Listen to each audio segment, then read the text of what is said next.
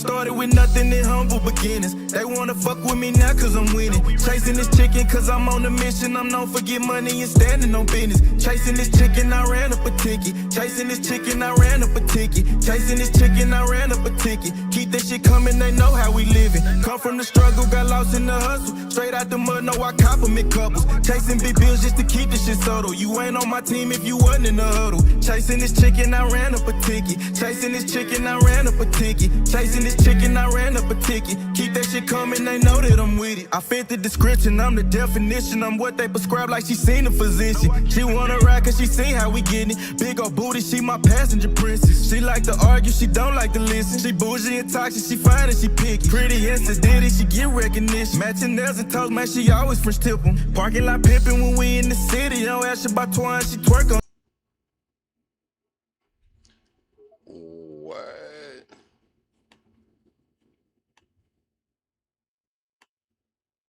What happened to the music?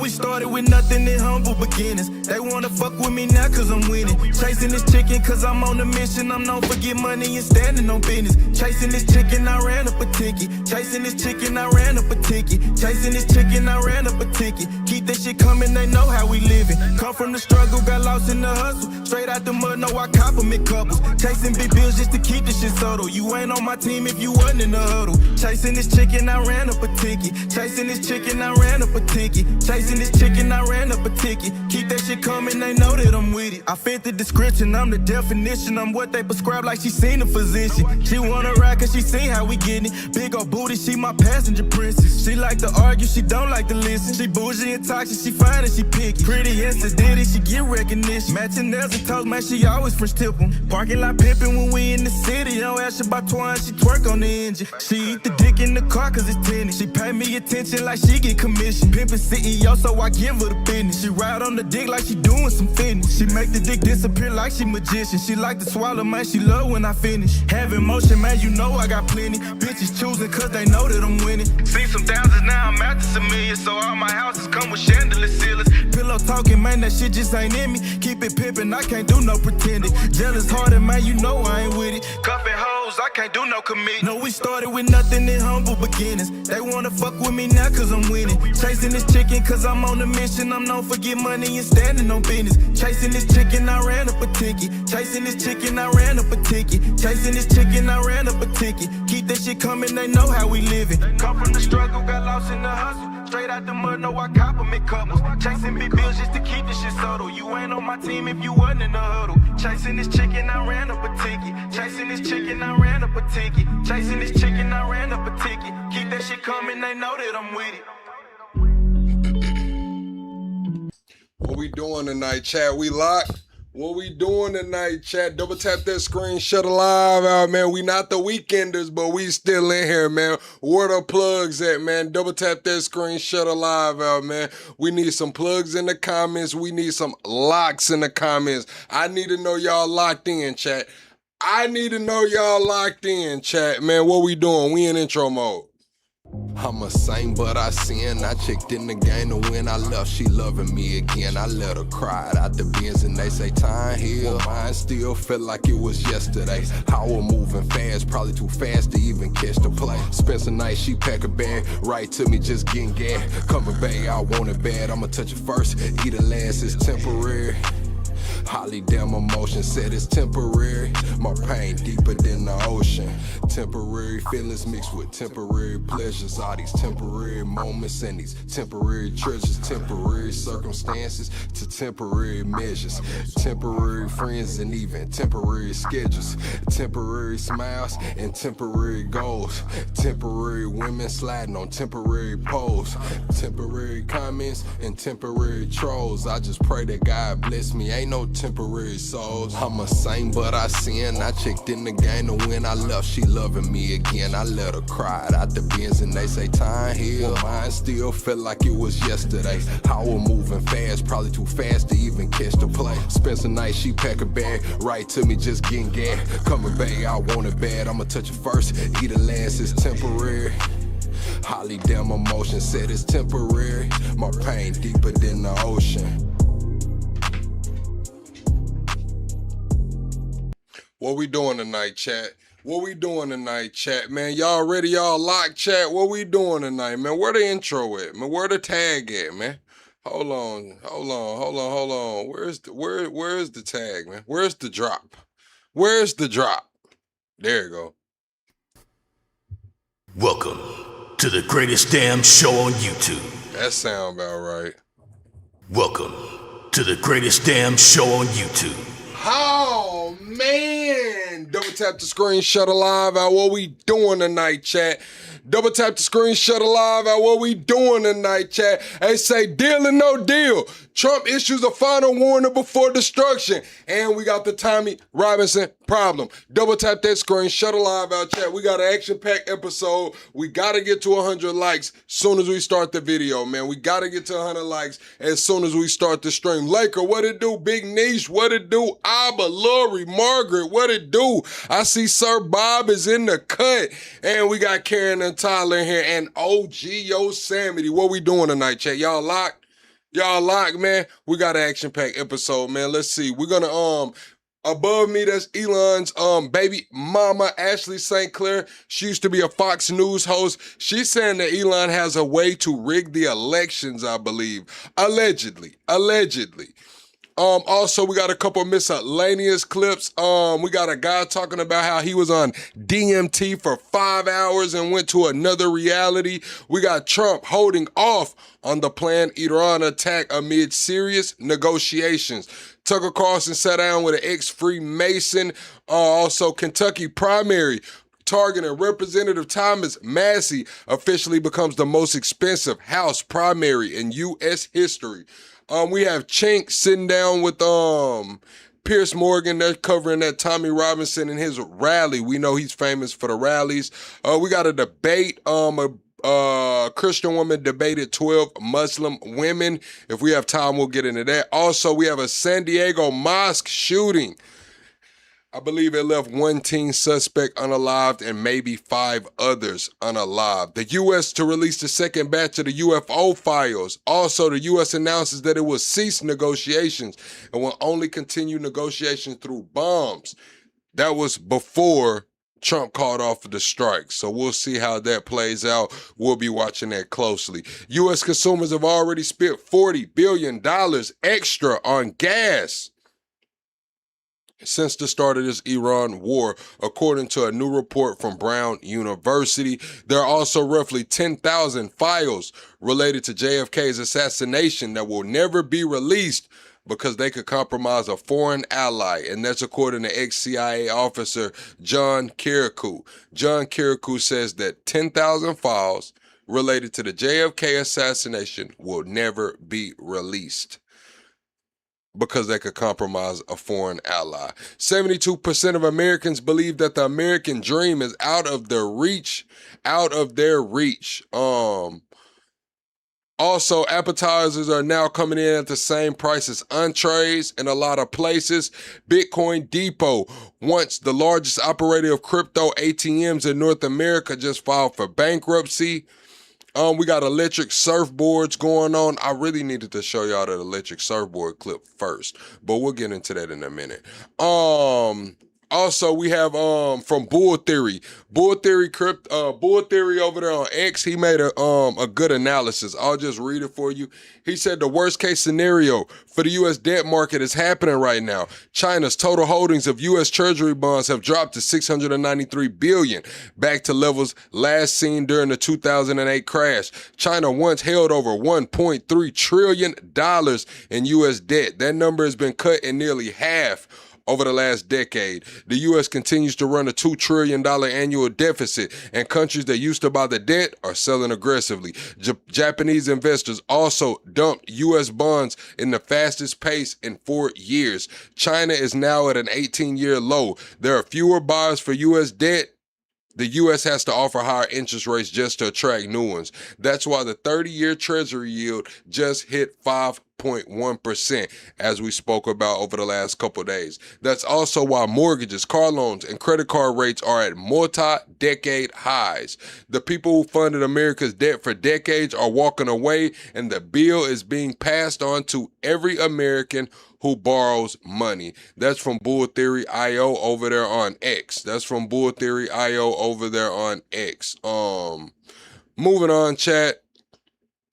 The Australian government has ordered 6 Chinese shareholders to sell their stake in Australian rare earth mineral company Northern Minerals. Northern Minerals. The 6 shareholders own approximately 27% of the company, which is valued at a whopping 220 million Australian dollars, which is 157 million USD. Los Angeles woman Hu Dong Lee pleads guilty to a 20-year scheme of paying homeless individuals on Skid Row to vote. How do y'all feel about that, chat? She was paying homeless on Skid Row to vote. Is she low down for that, or is all fair in love and politics, chat? Is all fair in love and politics, or is she low down for paying homeless individuals on Skid Row to vote? Also, Iran has launched the Hormuz Safe, a Bitcoin-backed insurance service for shipping companies that want to excuse me, chat. Iran has launched Hormuz Safe, a Bitcoin-backed insurance service for shipping companies that want to transit the Strait of Hormuz. Details include the Iranian government says it would generate more than $10 billion in revenue from the program. The service will be for Iranian shipping companies and cargo owners. The shipment will be covered from the moment of confirmation, and the signed receipt will be given to the owner. It's unclear if the insurance service will be charged in addition to the tolls, which has been around $2 million per ship. Iran says an official website and more information is on the way. How do y'all feel about that, chat? A Bitcoin-backed insurance service for the Strait of Hormuz. The judge blocks prosecutors from using a lot of items in Luigi Mangione, I forgot how to say his name, in Luigi's backpack. So basically they can only use the firearm in that case because the firearm wasn't part of that backpack search. President Trump is dropping his $10 billion lawsuit against the IRS in exchange for $1.7 billion compensation fund for those wrongly targeted and prosecuted by the Biden admin, and that's per ABC. Iran backs down. Oh, that's when they were talking about reopening the Strait of Hormuz and putting the shipping there. Also, I do have that interview that we were looking for yesterday with the Taiwanese representative, speaking about the the U.S.-Taiwan meeting. We'll get into all of that here in a second as well. Everyone double tap the screen, shut a live out. I see you in here, me too. I see you in here just talking. I see you in here, Miss Bones. Alpha, I see you as well. Everybody needs to double tap that screen for me. We have to get to 100 likes. If you're enjoying the content or you know that you're going to enjoy the content, be sure to subscribe to the channel. We are 25 subscribers away from the next sub goal. Let's hear from Elon's baby mama, chat. Let's hear from Elon's baby mama about the 2024 election. October rolls around. And in October, Elon tells me that he is ready to release his, in his words, anomaly in the Matrix. And I am like, oh, like, who's that? And he says that he has 10,000 lasers in space, referring to his satellites. I say, because I am like rather uncomfortable and I know the gravity of what he's trying to tell me right now, I say, wow, finally a focus on the Jewish vote. He keeps going and he says, you know, this is not a piece that they'll see on the chessboard. And I straight up tell him, I say I would ask. I think she lying, chat. I'm just gonna say this off the rip before we even get into the rest of the video. I don't think Elon was talking to her like that. This is Ashley St. Clair. Didn't she used to be a Fox News host? Do y'all honestly think Elon was talking to her like this? I got 10,000 lasers in space. It's an anomaly gonna come. Man, hell nah, man. You got packed up, banged out, and sent on your way, lady. Like, let's be real, man. Elon wasn't sitting here pillow talking, spilling the fucking beans like that, man. More, but I really don't want to be deposed. To which he says, very wise. Shortly after that, you know, he's involved with America PAC and all of the. Now she's on here telling the whole world that Elon was about to tell her some groundbreaking information, and she just says she doesn't want to know. But she's on here telling all the fucking business. Y'all really think a Fox News host told Elon Musk she didn't want to know what was going on? This other stuff, and he's sending me some internal data from America PAC, real-time Delta vote metrics. And I am just like, how the fuck do you have this sort of data? You don't get this from door knocking, because that was one of my first jobs in politics was in campaigns and cleaning up this bad data from door knocking, because the vendors that America PAC is using at this point is a vendor that hires Craigslist crackheads for door knocking, and I wish I was exaggerating there, but I'm not. I know, like, quit being cheap. Quit being cheap. If you want something better than some Craigslist crackheads door knocking, quit being cheap. I have caused harm with my rhetoric. However, I never, like, sought out to cause harm. Like, there were... See, this the thing, just talking. Elon doesn't care about... When you say he got to have a better looking baby mama, that's Elon's beauty standard. Like, Elon is really big into eugenics. Elon's really big into spreading his DNA and his genetics across the world. Elon is rumored to have over 100 kids. I'm just going to be honest. Elon is rumored to have over 100 kids. It doesn't surprise me. There were parts of me that really wanted, like, the best for the country, for America, for democracy. And one thing is I have always hated big tech. So then to have arguably the most powerful man in the world. Man, I seen this video today on YouTube. They were talking about this Japanese guy. I think he was Japanese, man. They say he cracked like 13,000 women, bro. They said he was in Vietnam or somewhere in one of those little countries, man. They said he cracked 13,000 women, bro. I'm like, how? How does he have the time, bro? Like, what the fuck? Was your life mission just to go around? I wonder how many kids he has. If he cracked 13,000 women, I wonder how he had it all documented, like every encounter. Like, how many kids does he have? Who is sending me things about, you know, using his space technology in the election. I should also say that I have all of this backed up with many people with explicit instructions should anything happen to me, okay? But this was something that I was internally wrestling with while publicly not really showing that I was having any of these internal ethical conflicts with myself regarding this information. And then on election night itself, Elon, you know, left Mar-a-Lago early. I was at Mar-a-Lago, and he told me. Thank you, Savage. He's like, yeah, I knew hours ago that Trump won. Chat, everyone hit the like button. So what we're going to do is, Savage says he's been hyping the videos. Thank you, Savage. I'm going to create another channel specifically for long form videos, because the way YouTube is working right now, I can't post my long form videos on this channel or the shadow ban the lives. So I got to create a new channel specifically for long form. I already have a clips channel. We'll probably just use the clips channel for long form. my team has the best real-time data anywhere. First of all, how the fuck do you have real-time data on elections? How do you have real-time data? I could not understand that. I don't know. So she's saying Elon has real-time data on elections, and she wants to know how. I believe that this is something that the DOJ should be investigating. This lady's right here is coming out saying that an outsider had real-time data to the 2024 election. I think this is worth an investigation. Chat, let me know how y'all think. Do you think this is worth do you think this is worth an investigation?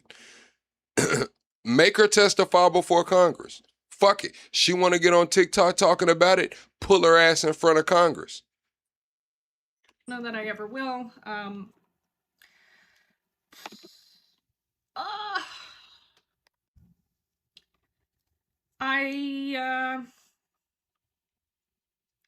I saw some shit, guys. Like, I saw some shit, and I'm fighting really hard to keep my voice because I saw shit that impacts everyone. And if I was self-interested, I have been offered the self-interested deal to shut up and not talk about anything. But what I can tell you is I've not been offered certain deals just because I know that he's weird, okay? I saw some shit. Sound like they need to be pulling your ass in front of Congress, lady. Talking about you saw that shit. Tell them what you saw, man. And of course you don't need to deal. Elon's your baby daddy, man. It's like, come on, bro. Like, what do you think that child support is? Like $200K a month? What do you think Elon's child support is on her, bro? You got to think, chat, $200K a month. Think about that. If her child support is $200K a month, chat, she's raking in damn near $2.5 million a year. Elon pisses $2.5 million. Elon pisses $2.5 million. Of course she didn't have to take the deal. She ain't gotta do shit. All right, chat. This right here is an electric surfboard. This is what I believe it's a Chinese invention. They're saying that jet skis are out of there. I wanted to show y'all this. I wanted to start the live off with this, but fuck it. This is an electric surfboard. I want to know, chat. Press 5 in the chat if you would ride an electric surfboard. Push 4 in the chat if you would not. I'm gonna show y'all what it look like.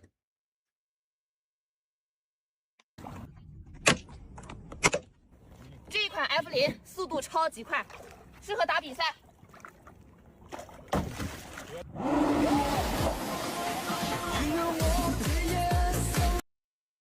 I had to cut that music, chat. But yeah, that's the electric surfboard. Look at her get on it.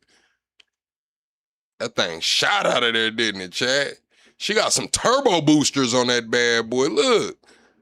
Pew! Shot out of there. Like a bat out of hell. Look at her, man. Yeah, I might have to get one of those, chat. I'm not gonna lie, man. I'm not gonna lie, chat. I might need the electric surfboard, bro. Go, what do they call it? Going shredding. I might need the electric surfboard, bro. I might need him. All right, chat. Double tap the screen, shut the live out. We're gonna get into one more miscellaneous clip before we get into the news. This guy's talking about he spent 5 hours on DMT. He spent 5 hours on DMT. Now, chat, I've never tried psychedelics, no DMT, man. We finna see what the hell going on. The 41st person in the world to do intravenous DMT for 5 hours. To do intravenous DMT for 5 hours. That mean he took DMT through the veins, and you saying for 5 hours. So was he just like getting it for 5 hours? No, did he? 5 hours. Just for our audience to know. That's right.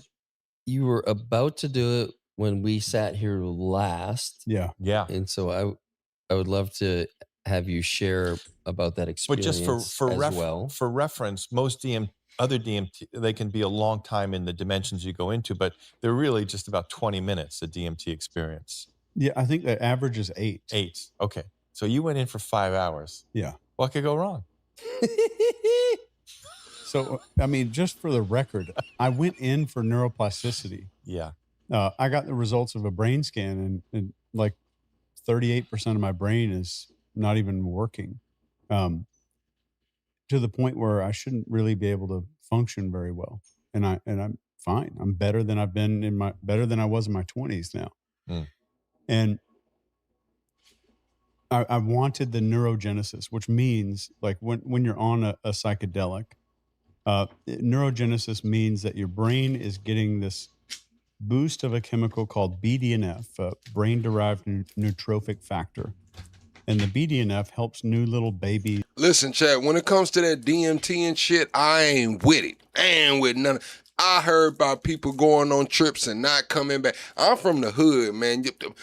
People might lace you with some shit like that, man. That's some shit people do to you that don't love you.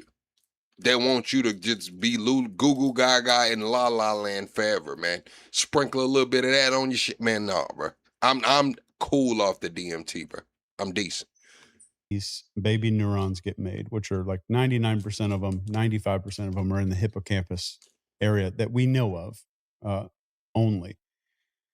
And it also enables this other thing called LTP, long-term potentiation, which means that your neurons can get a divorce when they need to, which is long-term depotentiation.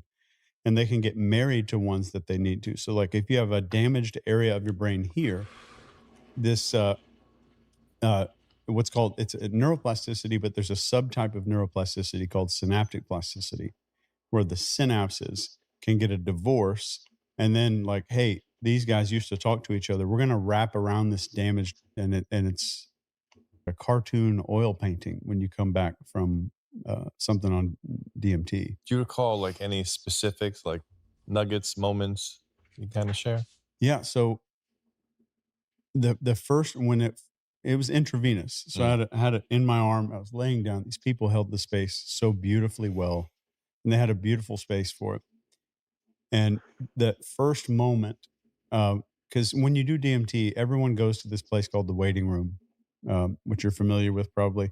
I've heard of it. I've actually, this is one of probably the only real psychedelic. I'm just gonna be honest with you, Chet. That's not something a nigga like me needs. See, y'all don't realize this shit. I'm from the country. I'm from the South. I know it's some shit out here that I just don't fucking need.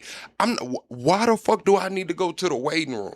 You know what the waiting room sounds like to me? Your ass waiting to clock out. You're knocking on the heaven's gates, man. You're at the pearly doors, man. I don't want to be in the waiting room with none of y'all. I don't want to go to the fucking waiting room with y'all. I don't like going to the waiting room in real life. Hospital waiting rooms. I don't like anyway. What do you mean we going to the waiting room? What? Man, y'all are crazy as a motherfucker, man. Like I haven't done. I've done 5-MeO, but never DMT. Okay. It's heavy. I mean, the way that Kevin described it, he was the guy who facilitated our experience. He had the best word to describe DMT that I've ever heard in my life. He just said, DMT's big. Come on, y'all. We finna do some DMT and go to the waiting room. Hey, the moment somebody gets around me and says some shit like that, I'm gonna think they trying to unalive me, bro. Waiting room? What the fuck are we waiting for? The waiting room to where? Oh yeah, we're gonna take some DMT and get to. It sounds like we waiting on the fucking pearly gates, bro. I'm just gonna be honest with you. It sounds like we waiting on the pearly gates, man. You talking about we in the waiting room? It's big in a way that you cannot fathom, describe, comprehend, imagine, or even come close to understanding how big DMT is. And that is just the perfect word for me. But the first thing that happened right when I was in there, I buzzed right past the waiting room because the machine is an anesthesiology machine. So it's basically like there's a giant fat syringe full of DMT, and there's a machine that pumps it at a certain milliliters per minute rate. And like if you want to go up, you want to launch, they could just turn the dial and it pump. It'll do a little boost and you're launched out. So I obviously did that. Yeah, I spent like 3 milliseconds in the waiting room, and I was up there instantly. And these beings, and for 40. Yeah, I'm not trying to get launched out around some fucking beings. Chat, Y'all are not making this shit appealing, bro. This shit is not yeah, I'm in the waiting room for like 3 seconds. Did I see some damn deities? Who the fuck is calling me? Bro, I'm on live. Don't say nothing crazy. They can hear you. I was just returning the call, brother. All right, I'll call you back later. All right. All right. My bad, chat. 4,500 years, we've all seen the same beings up there. Every human, without any exception, sees the exact same entities on DMT for 4,500 years, which is bizarre.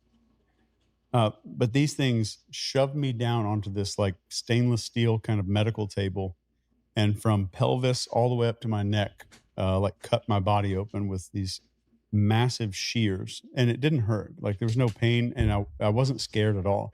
Like if it happened in this life, yeah. What's up, Ivan? It would What's be up, terrifying. Never? But on the DMT space, everything's okay. Like it's full of love and non-judgment and all that stuff. And they're weird looking light beings that kind of look like they're aliens. But I could hear them. Every single sound, I could hear my organs kind of sloshing as they pushed their hands. I could feel every single thing that they were doing to me. And just imagine it's 10,000 more times more real than this. And I was going through this. And then this other Can I ask you a question? Why wouldn't you poke? See, that's why I don't need to go to the upper room chat and out there into the unit. Because the motherfuckers get to poking on me and I'm feeling my organs slosh around and shit. I'm going to be mad. I'm going to be ready to do something. He just said it's all peaceful and it's like, why are they poking you and sloshing your organs around then? That shit doesn't add up. See, I go up there to the DMT world and get to asking questions and shit. Like, hold on, man. Y'all said this shit was peaches and cream. Why the fuck are you poking me? Get your hand, unhand me, motherfucker. I'll piss everybody off. Everybody have a bad trip. Unhand me, motherfucker.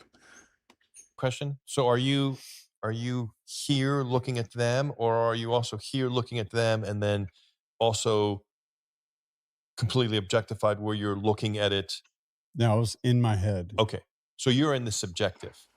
Yes. Okay. I You're was looking at this as first we person. see things. Yes. Okay. Yeah. So I'm kind of laid down on this table looking up. And then this. Now he's laid down on the table looking up, bro. Like, this is the worst fucking ad I have ever seen, bro. Like, if y'all were trying to convince me this is the way to go, the ad fucking did not do the job. This man just said he went to the waiting room for 3 minutes, got thrusted out into wherever, and some deities were poking him. His organs were sloshing around, and now he's on a fucking table looking up. Yeah, nah, I'll pass, bro. I promise. I'd rather go watch the fucking Milwaukee Bucks play. I'd rather go watch the Milwaukee Bucks play, bro. This one holds my forehead down and sticks a drill bit like this long into my nose. It's freezing cold. Now he's sticking shit in your nose. Bro, let me stop, bro. I gotta play it through, bro. Like this, no. Fuck no. Keep You're it. looking at them, or are you also here looking at them and then also completely objectified where you're looking at it? No, I was in my head. Okay. So you're in the subjective. Yes. Okay. I You're was looking at this as first we person. see things. Yes. Okay. Yeah. So I'm kind of laid down on this table looking up. And then this one holds my forehead down and sticks a drill bit like this long into my. Man, look how long he said that drill bit is, bro. Hell no, bro. What? Where the fuck did it go? If he has a drill bit this long and stuck it up your nose, where the fuck did it go? Where the fuck did it just wind up in your head? Did it poke out of the back? What? A drill bit this long, bro. That's just like 2 feet long, bro.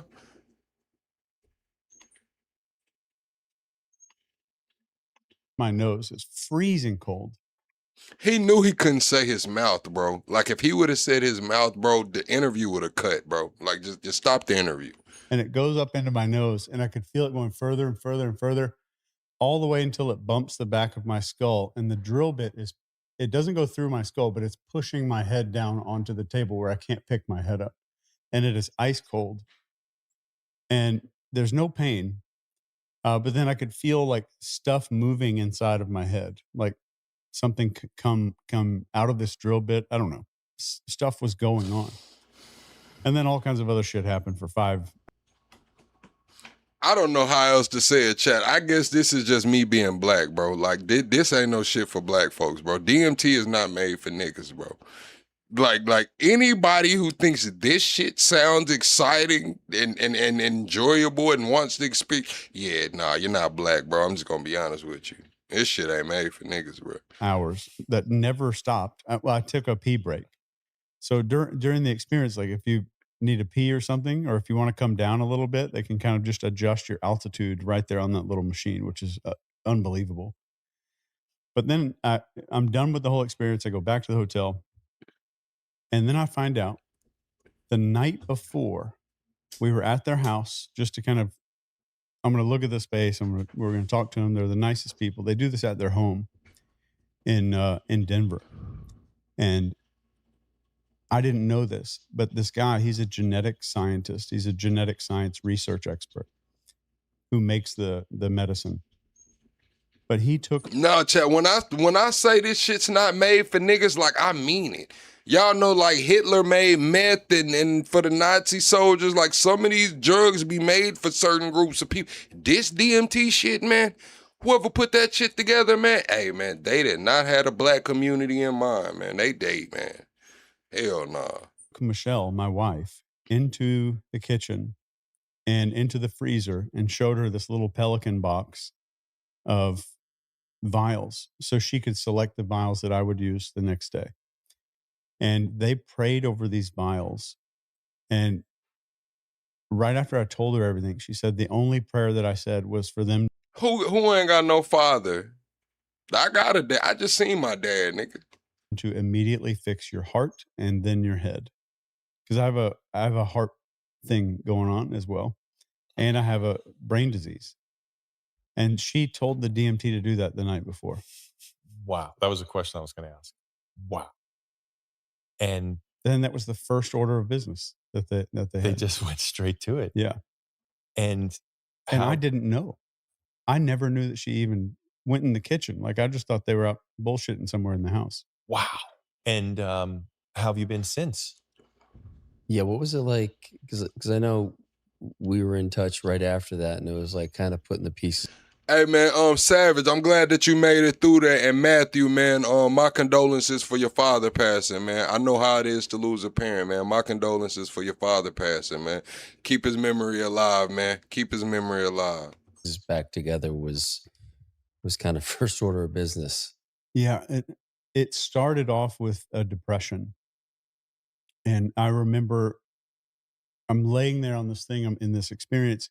They're like, all right, Chase, we're gonna go ahead and start bringing you down. And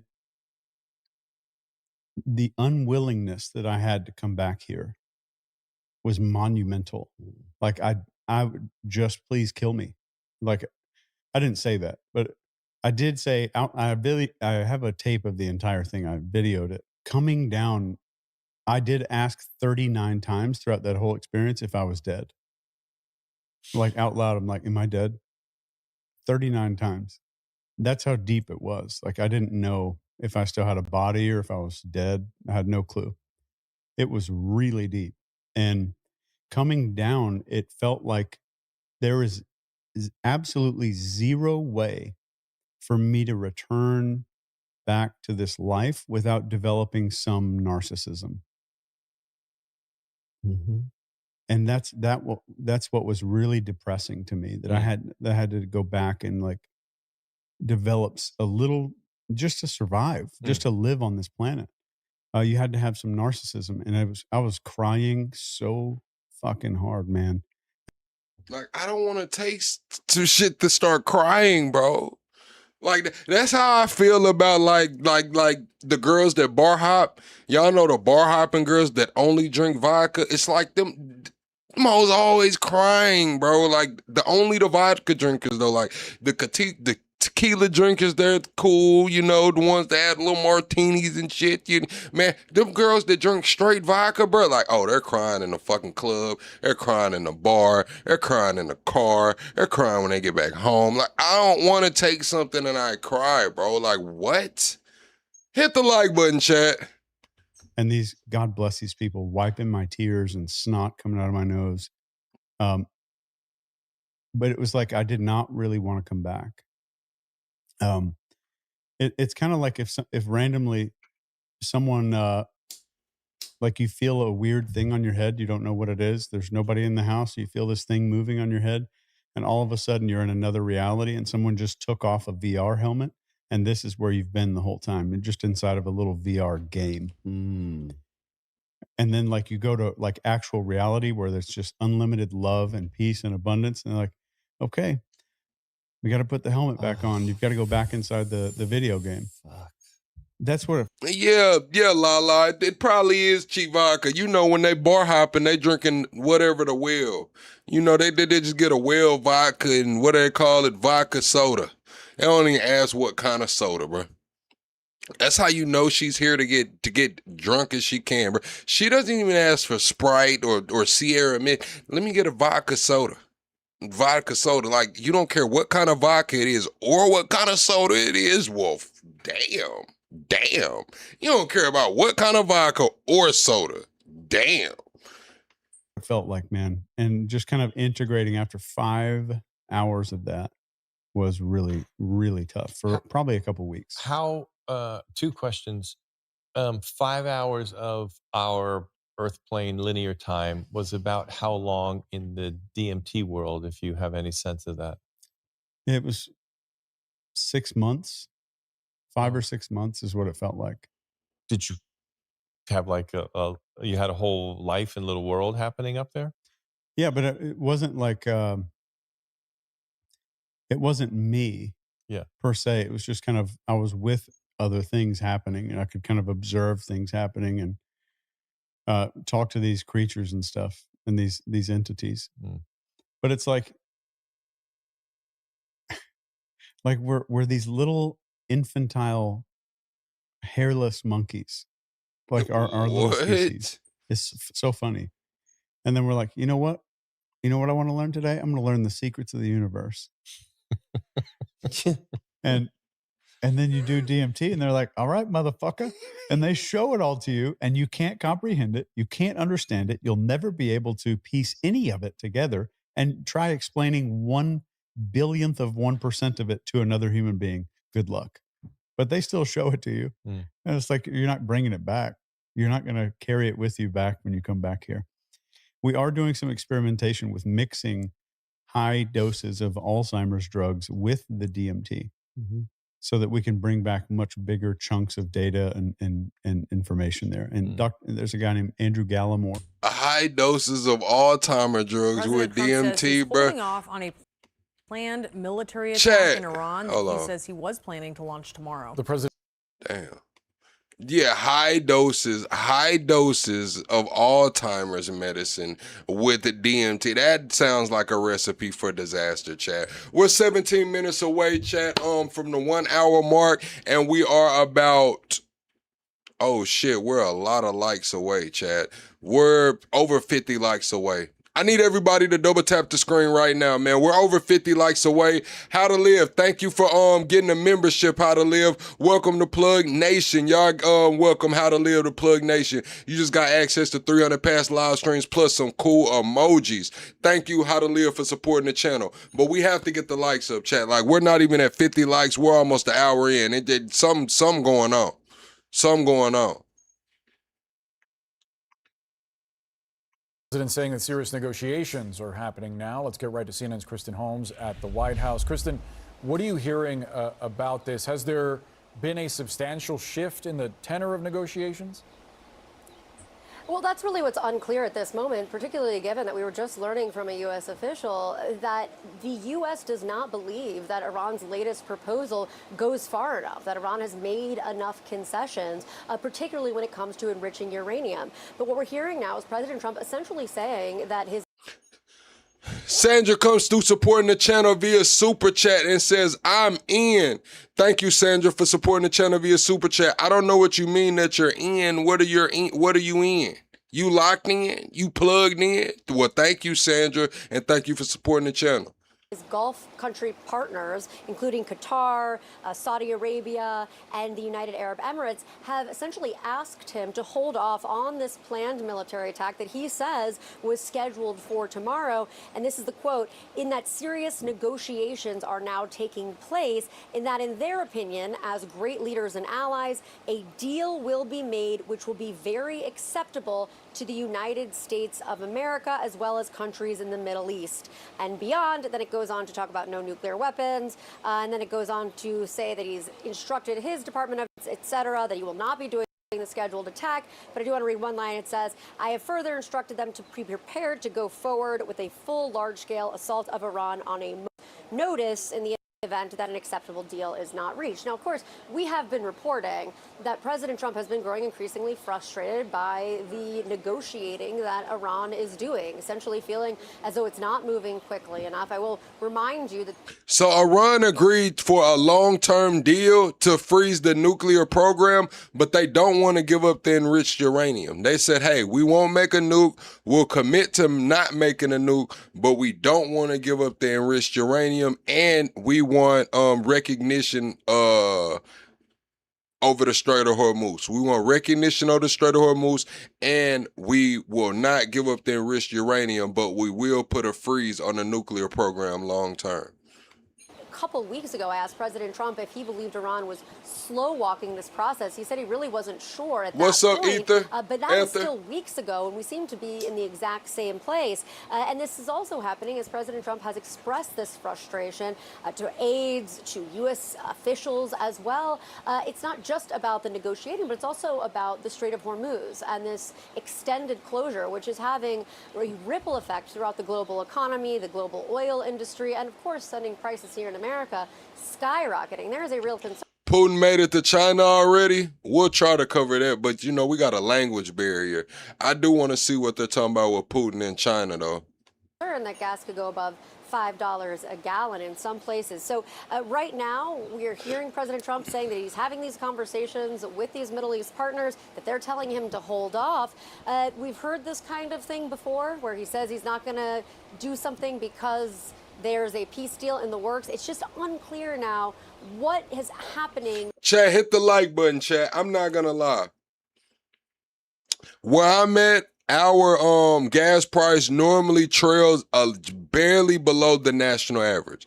So right now, the national average, I believe, is about what, $4.30. So we're right around like between about 405 and 420. So if they're saying the national average is going to $5, I'm looking at it from my perspective. I'm going to be paying like $4.75. I don't want to do that shit, bro. Like, I'm actually, chat, I'm going to have to go buy a battery and put some fucking insurance on my motorcycle. Like, it's that bad. Like, I'm about to have to buy me a $100 battery and put some insurance on my motorcycle. So when you see me out there on the motorcycle, man, cruising, act like you don't see me. Behind the scenes, in the moments after they're telling us one thing, that this latest deal didn't go far enough, and this post, which came again moments later with President Trump saying we're going to not attack because there's a deal that might take place soon. Yeah, a deal will be made. That is their opinion, meaning Qatar and Saudi Arabia, according to this post. Kristen, thank you so much. Let's bring in former Republican Congressman of Illinois, Adam. Yeah, see, I have to go do a little bit more traveling than one of those e-scooters. So I got my bike, the same bike I had since I was 16, chat. I gotta, listen, when I tell y'all, chat, the same motorcycle that I got when I was 16, I still have it. And it probably doesn't have 2,000 miles on it. I probably got like 2,000 miles on that bad boy, and I'm about to pull him out. Kinzinger, he's back now with reaction on this. The president has this habit of making these threats about not even essentially, about destroying Iran and then not following through on them. There's obviously questions about whether he should have made the threats in the first place, but I wonder what your reaction is to him again finding an off-ramp from his threat. Yeah, that's the whole thing. This is so damaging. You know, regardless of, let's just be, agnostic on whether he should attack again or not for the moment. When you make threats and then you're eager to back down from those threats, which he has been every single time. I mean, he's gone from we will destroy an entire civilization to we have a deal, which we never actually had, by the way, claiming the strait's open, claiming it's closed, claiming he was going to pull the trigger on May 19th. And now everybody wants him to deal because we're about to, you lose all of your strategic. Yeah, we're going to cover that in a minute, Teflon. You said, why is the gas prices out there so high? Yeah, California has crazy local and state taxes. Remember, Trump is trying to suspend the federal gas tax. That will drop prices by about 18 cents. So if he suspends the federal gas tax, we can expect prices to adjust downwards about 18 cents from wherever it is. But yeah, we'll cover that mosque shooting after this, Teflon. We'll cover that a little bit of that mosque shooting after this. Strength. One of the greatest things the United States had is our ability to say we will do something. The enemy knows that, and then hopefully we won't have to do that. This has just been threat, back off, and I haven't seen the Iranians. Big Niche, you say you trying to ride on the motorcycle, man? I ain't gonna lie. Hey, man, I might be a little rusty now. You might have to give me a few months to get back in the groove of shit. Move in any way here, and we find ourselves in the worst case scenario, which is a closed strait, this nebulous future, and gas is now having to price in, and futures are pricing in the uncertainty. I wonder if you think that there is a path for the U.S. to somehow exit this situation in a better position than it went in. Is the only way out of this essentially to have this new Persian Gulf Strait Authority that Iran has installed in the Strait of Hormuz intact, and to essentially find some form of concession that Iran will accept in order to reopen the strait to their liking? Yeah, I mean, that's what's crazy is we did go in with overwhelming military power, and now in the White House, they are trying to figure out what Iran needs to be satiated, to be pleased. And I mean, this is why they should have thought this through. You either, if you're going to do something like attack Iran, you have to know what the contingencies are. And honestly, those contingencies, you have to be willing to do them. Otherwise, you probably should not have gone to this fight in the first place. And so what does the future here look like? I don't know. Are they going to find something that Iran wants? Maybe. Are they going to actually denuclearize them or whatever? I don't know. Is there going to be an Iranian, toll on every ship that passes? But I know this much. I know that my kid, who's 4.5 years old, is going to probably be in a country that has a worse situation based on what's going on because of this war than had we done nothing. I think Donald Trump needs to figure out, if we resume hostilities with Iran, you need to have a plan in place to reopen that strait and stick to the use of the military until it's done, or quit these threats, because it's just making it worse. Tomorrow. So if Iran's not going to give up their enriched uranium, it's looking like we're getting closer and closer to putting troops on the ground to get that enriched uranium, if that's going to be the deal or no deal. And they're saying that they're not willing to give it up, but they are willing to put a long-term freeze on their nuclear program. Also, we see the largest military buildup we've seen over there in however many years it's been.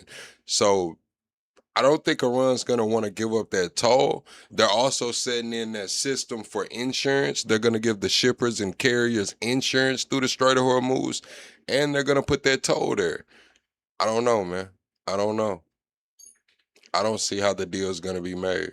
Tomorrow marks 80 days since the U.S. and Israel launched the war with Iran, but today how it ends is anything but clear. Iran says it did send a new response to Pakistani mediators about U.S. criticisms of its. Did y'all see the drones that Japan is making out of cardboard? Did anybody see that Japan cardboard drone? Yeah. Did y'all see the drones that Japan are making out of cardboard? Japan is deploying low-cost cardboard drones, primarily the Air Kamoy 150 for military training, reconnaissance, and potential swarm operations. Japan has developed cardboard drones through the startup Air Kuma, focused on low-cost, rapidly deployable unmanned aerial systems. These drones constructed from cardboard with water-resistant coatings, making them lightweight, biodegradable, inexpensive, with units costing around $2,000 to $3,000, far below conventional military drones. They can be assembled in 5 minutes from flat pack kits, allowing mass deployment and rapid logistics. They go up to 74 miles an hour. They can fly for approximately 80 minutes, up to 50 miles. Hand assembled in 5 to 10 minutes without any special tools.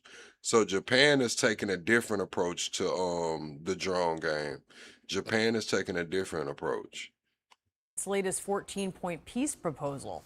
President Trump rejected that offer last week, saying he stopped reading it after the first sentence. Impatient over the impasse, the president is again threatening to destroy Iran, saying on Sunday, quote, "The clock is ticking and they better get moving fast or there won't be anything left of them." Let's talk more about all of this with Democratic Congressman Josh Gottheimer of New Jersey. He's a member of the House Intelligence Committee. Congressman, thank you so much for being with us. We've seen threats like this before. Do you think the president is ready? Yeah, we're going to cover that San Diego mosque shooting after this. I like San Diego. I'm going to be honest with you. San Diego is my favorite part of California. I choose San Diego over LA 10 times out of 10. I'm just going to be honest. That's just me, though. That's me, though. I like SAC, too, but I like San Diego. To make good on this threat this time?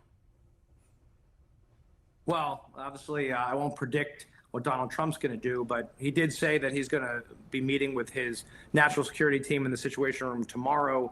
We also know what appears to be the response to the latest from Iran on a proposed deal, which seems like, according to reports, right, more words and not a lot of substantive action on their nuclear program. So between chat, hit the like button for me. We're 25 likes away from the next like goal. Let me know y'all's favorite part of California. Let me know y'all's favorite part of California. I told y'all mine is San Diego, man. I like San Diego the best. I do like LA, but LA is a little bougie to me. I like Sacramento as well. I like Sac, but it's hands down San Diego for me. Between, obviously what we're looking for, progress we're looking for from Iran on their nuclear program, plus lack of action. What's up, on Archangel? scaling back their ballistic program or their terror program. You want to know what's funny? Money and I have a vlog. Money and I, before we started these YouTube channels, H-Buster, Money and I have a blog on Slauson. We was in LA, we went on Slauson, Money got a haircut, did all of that. Like when we was like outside, like we was backpacking and like really walking around, like this is when we did vlogs though. I told y'all I used to have a vlog channel before I started this. I was doing vlogs. And me and Money, we went out there, we was on Slauson. He got a haircut and all that shit. Programs from, one of our key enemies, the regime there. It seems to put forth a lot of question marks about Iran taking things seriously when it comes to action on our side, and add to that what's going on in the Straits, Hormuz, where you're looking at 1,000 ships or so that are still stranded there, stuck there, which of course is leading to much higher gas prices for Americans back home. You said, how long have I been doing YouTube? This channel is 2 years old. We just had our 2-year birthday the other day. The 12th was our birthday, the channel's birthday. Say happy birthday to the chat. Yeah, the 12th was our birthday. But my first YouTube video was posted in 2009. It was a fight video. I was beating somebody the fuck up. So I've been on YouTube since 2009, if y'all want to know the honest truth. I've been posting myself, like my own channel and shit, probably since like 2015, off and on. This is the most consistent I've been, is on this channel though. Home in Jersey, where I live, average now $4.50 as we head into Memorial Day weekend, right? You can imagine that's weighing pretty heavily. on the closure of the strait, Iran has launched this new entity, the Persian Gulf Strait Authority, to manage the strait as they're trying to really cement their control over this critical passageway. Is it possible that Iran retains control of the strait in perpetuity? And certainly it appears they're going to try to do that for several months here in the near term. Is there any scenario where... So yeah, that's crazy. I think I was 16 when I posted my first YouTube video. Yep. I was like 15 or 16 when I posted my first YouTube video. It's crazy. that could go on in perpetuity? I mean, I don't think that's anything that we could accept as a country. You can't have more 20% of the world's oil passing through this key artery, one of our top adversaries. What's up, holding Anthony? the keys, right? That seems unacceptable to me, both in terms of what that would do to global oil pricing and also impact on our allies as well. Let's remember what we're dealing with here. The Iranian regime flies under the banner of death to America, calls us the great Satan America, and has attacked and killed our service members. I've been to a few different beaches. I've never been to a beach on the East Coast. I've been to what's that damn beach? Venice Beach, where they working out and playing basketball and got all the shops and shit. I've been to Venice Beach.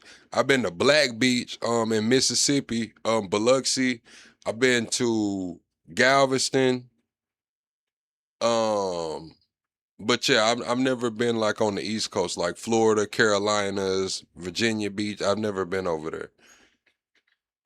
Members and attacked our bases, killed our allies. These are no friends of the United States of America. But what's been continued to be unclear is what our ultimate strategy is. What's up, in Jason? the region, and what our progress has been through the conflict. As much as I want to crush Iran, I also want to understand what our goals are. And so far, what we're seeing is very high oil prices, and at least according to public reporting, Iran still maintains massive missile and drone capabilities and capacity, as well as significant nuclear capacity. Chat, I need everyone to hit the like button. We're 25 likes away from the next like goal. But like I was telling y'all, when I was vlogging, Money and I went to Venice Beach on a vlog too. Like, so how I was telling y'all we vlogged in Slauson, that was the same time we vlogged on Venice Beach, that same vlog trip. And has the resources, and I think this is a big issue, whether they have the resources to fund their proxy terrorist program, Hamas, Hezbollah, Palestinian Islamic Jihad. So you have a lot of questions that are still hanging out there, not a lot of answers, but we'll see what's next. The Iranians appear right now not to be concerned about our threats. Yeah, chat. We're finna pull up. Being able to build an app. Imagine having ad-free and they're not giving it to you, that you on the wrong account. All right, chat, I'll give y'all a story time. You said, have I ever driven, have I ever been through Arizona or what's the other state? I'll give y'all a story time. So, boom. The president lashed out at NATO allies today for rejecting his call for help against Iran. All right, chat. So, boom. One time, if y'all check on my Instagram, y'all can see that I used to be a rapper. So I had a meeting with Warner Brothers, right? I was meeting with a Warner Brother A&R, trying to whatever. So we drove out there. It was me, Money, my cameraman, and my other homie that ended up going to the feds. So we drove out there. So we stopped at the strip club. Now we stop at Ecstasy in Dallas and we party, you know, in the strip club. But my homie, the one that, the last one I was telling y'all about, he didn't drink or do anything. So he was going to drive when we left there. So boom. We leave the club. We're all, you know, on that level. He's driving. We're in the middle of West Texas. We get pulled over, right? Now, mind you, we don't have anything in the car. Like, we got electronics in the car and shit like that, but it's because we were recording, you know, doing all of that shit. So the police is like, what's all that in the, you know, the car and shit? And they end up pulling us out of the car. So they put Money in one side of the car. They put money in the car with the police. They put me at the front of the other car, and they searching the car and shit. But there's nothing in the car, but like I said, some electronics. So they swear that we're trafficking something. Like, they about ready to pull the panels off of this bitch. Like, they just cannot believe that we're rappers and we're headed to LA to pursue a record deal. And he made money pull up the YouTube videos. Like, if we didn't have a music video on YouTube, he was finna tear that fucking car up. So boom, money shows him the YouTube video on the little damn police computer. He pulls up his music video. And so we end up leaving. We get all the way to, what is it? Is it New Mexico, then Arizona? So like in New Mexico, we're pulling we're slowing down. I'm asleep in the car, mind you. I'm asleep. But I feel the car slowing down. Next thing I know, my partner that's been driving since we left the strip club, he done fell asleep driving, bro. Like, he's pulling into the gas station, fell asleep pulling like into the gas station, bro. I'm like, oh no, hell no. Watch out, bro. Like, I will drive. The hell do you mean you falling asleep? We at the damn gas station. So we ended up leaving there, going to LA. As soon as I got to LA, Chad, like, I got sick. Like, I don't know. Like, it was like I was sick, bro. Like, I went to the label meeting, had a good label meeting, shit like that. But they went out to the club. Like, I was fucking sick. I couldn't go to the club. They went to Roscoe's Chicken and Waffles. They went to the dispensary. Like, I couldn't do shit. I was just sick, bro. Like, I was sick, bro. Like, I got sick right before I got out there. And I didn't get better until we got to Scottsdale. So after we left LA, we ended up stopping in Arizona. So like we stayed in Scottsdale, and once I got to Scottsdale, like, I started feeling better. But that was like the third day. Fareed Zakaria is with me now. He's the host of CNN Fareed Zakaria GPS, and he's written an op-ed in the Washington Post with the headline, quote, Oh, my bad, Chad. This is not the right video. I said that we were gonna watch that San Diego mosque shooting. Let me pull up the San Diego mosque shooting. You know what? Let's hold off on that. We do have a news conference now out of San Diego with the shooting. Let's listen in. Still very early in our investigation. We've got Chief Scott Wallace going to let you know what. Southern said, "Don't go to sleep on the drive." Southern, that was from Arkansas to LA was like, I want to say like a 27-hour drive, maybe. It was over 24 hours. It was like a 27-hour drive. We are going to have time for questions afterwards, and so please, Chief Scott.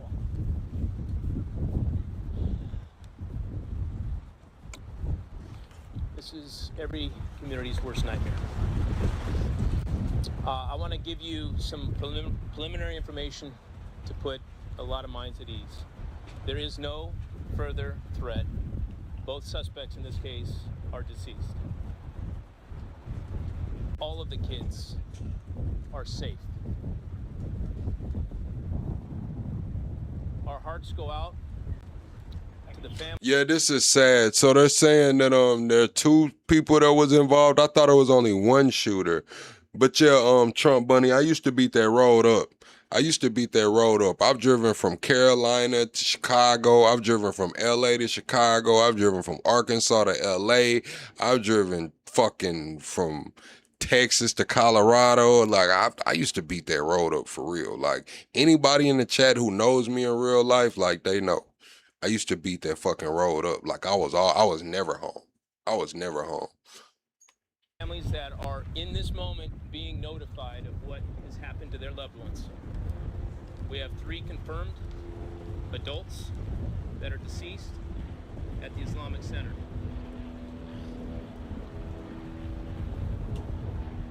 There is a lot of preliminary information that we're going to try to highlight and cover, but understand it's going to take... Yeah, Carlos, Arkansas to LA is that long. You got to go all the way through Texas.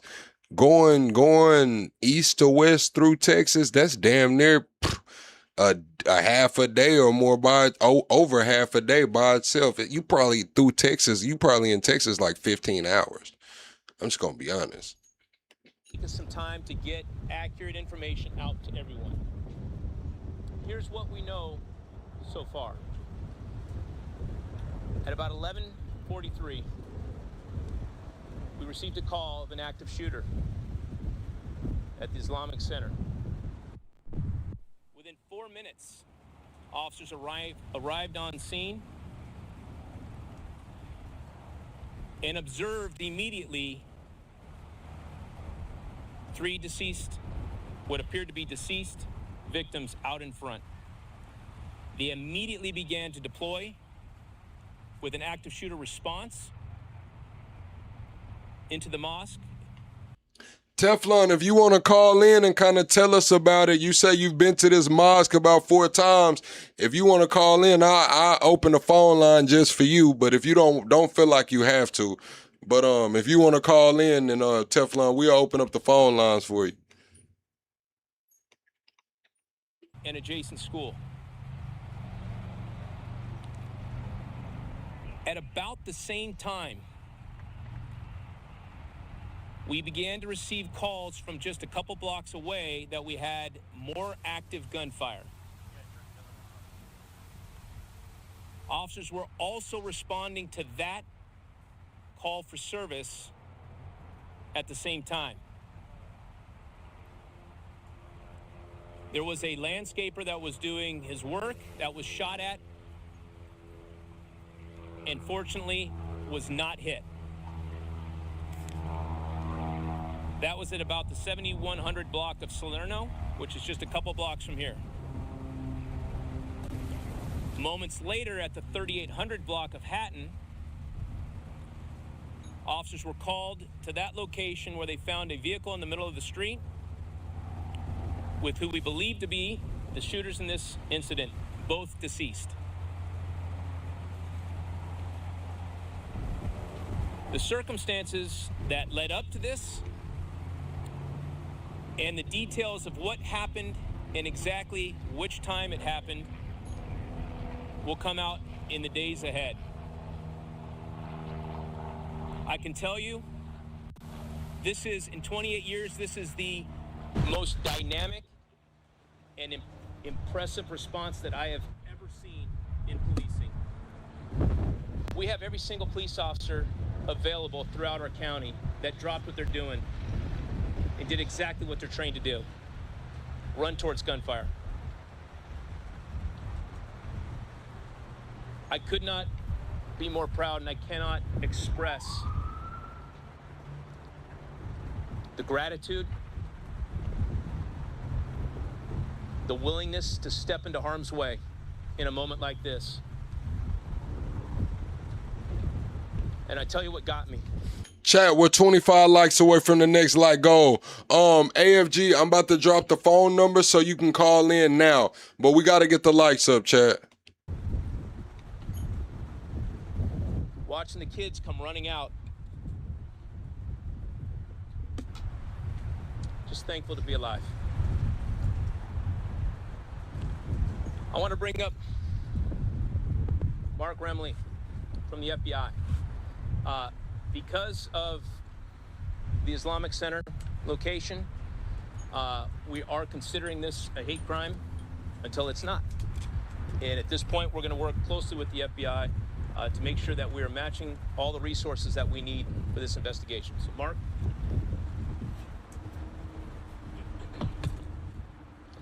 Good afternoon. My name is Mark Remley. I'm the special agent in charge of the FBI San Diego field office. Today, the FBI responded to assist our local law enforcement partners at the Islamic Center of San Diego. This was based on reports of an active shooter. As the chief said, what we know at this time is that there are 3 deceased adult males, and those are the presumed victims at this time. On behalf of the FBI, we extend our sincerest condolences to the family and friends of the victims. There were 2 subjects, both teenagers, and both are confirmed deceased. I want to thank our local law enforcement partners for their quick response that undoubtedly saved the additional loss of life. The FBI is meticulously assessing the situation and is prepared to employ every resource we have to uncover the facts of this incident. No community should have to go through such a tragic incident, but we will work tirelessly to learn the truth. We have on scene a number of special agents, task force officers, call from? As we work through this investigation, we ask for your patience to determine any motive and facts associated. What's going on, Teflon? Can you hear me? Yes, sir. Plug, I can hear you. All right, man. You say you've been in this area, you visited it, man. Let us know about it, man. How is it over there? Is it a nice area? Yes, so San Diego is a very nice coastal city, and it's pretty much the next biggest city in California other than LA. There's about 120,000 Muslims, maybe even more. It's a very tight-knit, good community. They all contribute. They all have businesses, and they're all full, like, they're very active members of society. And today, what happened was a 17-year-old and a 19-year-old couple teenagers. I don't know their ethnicities yet, but it's to be released soon. They went and planned this from 3 hours before. The mom called the police and said, my son is missing and the weapons are missing from the house. So the police knew that something was off, and then this guy went to the Islamic Center. The security officer's name contracted there is Amin Abdullah. He's a father of 8 kids, African-American male, converted to Islam, and he's been working there for 3 years, and he's armed. He's standing there. These kids came up behind him, one behind him, one in front of him, and they just took out their weapons and started shooting. This guy there's about 100 kids in this Islamic Center in session right now in school during this time. So he's over there, and in the ordeal, they got the guy, the security officer. He was shot, and he collapsed to the floor. And then they made it to the lobby, and they hit 2 more adults, Muslim adults, and then that's when they took off and ran away. So maybe the security guard's the one that saved the kids inside. So he's gonna go down as a hero what he did. Right, I heard it was 5 unalived. They said it was 5 unalived, wasn't it? 5 total unalived. So 3 victims and 2 suspects. The suspects, after the shooting, they get back in their car and they unalive themselves. Wow. So let's make this clear. There was no law enforcement shooting today. This was a shooting by the 2 guys. They went in there. They took 3 people out. They went back to the car and they offed themselves. So no police was involved in any shootings today. It was only citizens involved. So this is a crazy situation. There's a lot of Islamophobia, but people have to understand that they can't be listen to this hate speech and this propaganda. It's meant to divide us, but people have to, I was grown up at the mosque, and I've never been taught anything than to respect your neighbors and approach everything in a peaceful manner. I've never been taught to take things and fight people because they're not Muslim. You know what I mean? So there's a lot of it's a lot going on. And even though San Diego's an affluent area, I met I know it's a lot of military out there, but I also met a kid. Well, he really wasn't a kid. He was like probably 19, 20, and like you could just tell his family was loaded, but he was like a rich junkie. Like his parents kicked him out because he said his mom didn't want to come in there and find him one day. So they got him his own apartment, set him up and everything, and it was like he did a little too much one day. Like we were on live stream on a panel and he just like fucking went out. And so like I couldn't get a hold of him, like, cause I didn't know him. I just knew him from the panel, and he finally came to, and I had my people go link up with him like that was out there and take him some Narcan and shit, like, cause I'm like, bro, like you gotta to be safe. Like I had my people take him some Narcan, but that was my first time experiencing like a rich junkie that was that young, he was saying like, look, bro, I'm not gonna stop. Like I've tried, like I'm not. Yeah, no, some people, it takes their course, man. I myself, I have a lot of experience with this, man.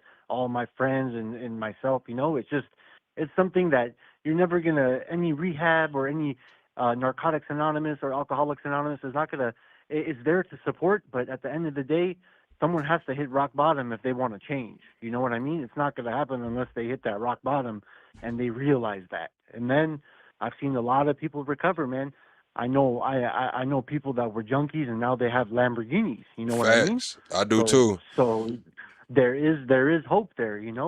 It's a tough Right. thing, man. A lot of people get So hooked I on was thinking painkillers. Yeah. the reason I mentioned that was because when you said that these kids ended up taking their own lives, they did a radical atrocity and ended Yeah. up taking their own lives. And I was drawing the comparison to the kid I was Yeah. talking about. Like he was on, fent. Like shit, he knew that Yeah. like any day he could die. He just didn't care. Yeah. Yeah. And that people are doing that right now. Yeah. And they're young. They're young doing it. Like Yeah. these are things Yeah.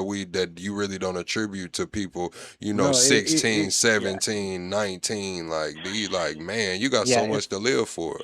At that time, Yeah. If I you're knew I had a lot to live for. exactly, if you're knowingly doing fent, you're literally gambling, playing Russian roulette with your life every time you hit it. You know what I mean? So that's that's no joke, man. I recommend all the youth to stay clear away from any kind of substances. You're gonna do your tree, do your Mary J a little bit. That's different. No one's ever OD'd from that. You know what I mean? So No, most there's levels definitely. to it, man. So how do you think the community is gonna react out there? So now the community's on high alert, very edged out, because there were already people were tripping because of the Jewish-Islamic divide right now. But now it's going to be even deeper. There's going to be the police are vowed to do a strong presence around all Islamic centers and other religious centers, and LA promised the same thing also. So it's going to be very on edge for a few weeks until things calm down. Okay. And the main thing is hopefully there's no copycats, because once these type of things happen, other little kids get influenced too. If they see the notoriety, or if they have these beliefs and they're brainwashed, you just hope that no one else is influenced by something like this. No, most definitely. I appreciate you for calling in, Teflon. I got one more Yes, sir. I question for you. appreciate you, I Plug. got one more question for you before I get you off the line. Trucking, right now I'm only taking a call from Teflon because he's been to that mosque a few times. He's familiar with the area. Also I seen Fitness came in here. What's up, Fitness? I seen you in here, and I see you in here too, Karen. How you doing, Karen? I hope you're having a good night. But what I was gonna ask is, do you think that this will bring the community together, or do you think them being on high alert might, have everybody saying it's just safer at home? This could bring the community together, because at the end of the day, it's resilient people. So it's going to bring the community together. But regardless, they're going to still be on high alert, because now every religious center is going to have armed guards everywhere. You know what I mean? Not only just Islamic centers, but I Right. hope it brings more unity than more divisiveness. So the only thing that I am weary about is that they're investigating it as a hate crime. So if they're investigating it as a hate crime, can you turn me down in the back? I can hear myself echoing. But if they're Yes. investigating it as a hate crime, that means it's gonna go federal, and that means Yeah. we know who can have their hands on it, and it might get fumbled. Exactly. Once it's dealt in a certain level, you're right. Once it goes federal, then we don't know what can happen. But regardless, it's there. The atrocity happened, and now it's just let's just Right. hope it brings unity. Because that's horrible if people Because lost their lives, man. because since this administration has came in, we've seen when it comes to these cases that they'll take the local police off. They'll even take the state police off, and they'll be like, "Hey, it's federal." And the first thing that I Yeah. noticed when I was listening to this press conference is that he says we're investigating it as a hate crime until it's not. That gives the feds all Exactly. jurisdiction. They basically just handed the feds jurisdiction with that. Yeah, they basically handled it with that sentence, and the way he said it was kind of clever too. It's basically a hate crime until it's not, which it most likely is. When it comes down to it, that's what it is. So I just hope it's investigated clearly and done the right way. Correct. Man, I appreciate Regardless, you for they off calling in. themselves. Yeah. Yes, sir. Plug. I appreciate your work all day. Much All right. respect. Man, appreciate you for calling in, Teflon. Yes, We're sir. gonna get back to the show. Yes, sir. All right now. Man, appreciate Teflon for calling in with that exclusive, man. With that exclusive, just talking news and exclusive. Chat, hit the like button. We're 7 likes away from the next like goal. And if you're enjoying the content, be sure to subscribe to the channel. We go live every single night over here talking politics, current events, and entertainment. And you might just get an exclusive like that, man. Let's get back into the show, though. We're gonna watch a little more of this press conference. Associated with the shooting. The FBI continues to ask for the public's help in providing any information, specialists, and many more. As we work through this investigation, we ask for your patience to determine any motive and facts associated with the shooting. The FBI. Next, I want to bring up the mayor of San Diego, Mayor Todd Gloria. Thank you, Chief. I want to be here to reemphasize.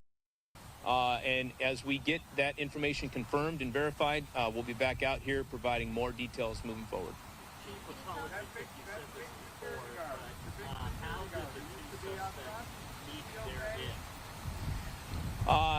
So the suspects at this point appear to have died from self-inflicted gunshot wounds.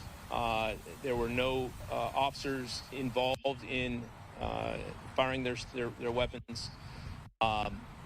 But that is still very preliminary at this point. But that's what we believe right now. 2 males. At this point, we believe them to be 17. 17-year-old fucking incels, bro. 18 and 19.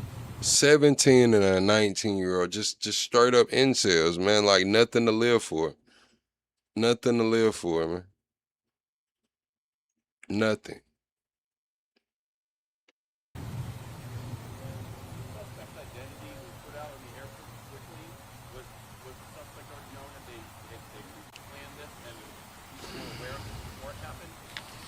So, again, we are actively investigating the things that led up to this. Obviously, these things don't typically just happen on a whim.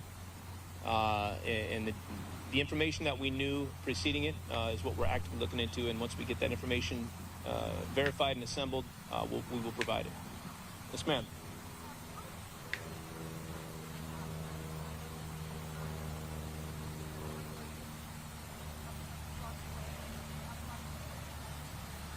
Yeah. So the Islamic Center does have security.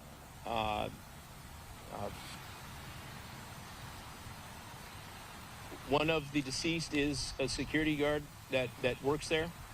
8 kids. And I think played a pivotal role in assisting. 8 kids, man. 8 kids, man. Working a security job at the mosque. 8 kids. Gets unalived by a 17 and 19-year-old punk. 8 kids. Life can be so fucking brutal, chat. Life can be so brutal, bro. From this being much worse.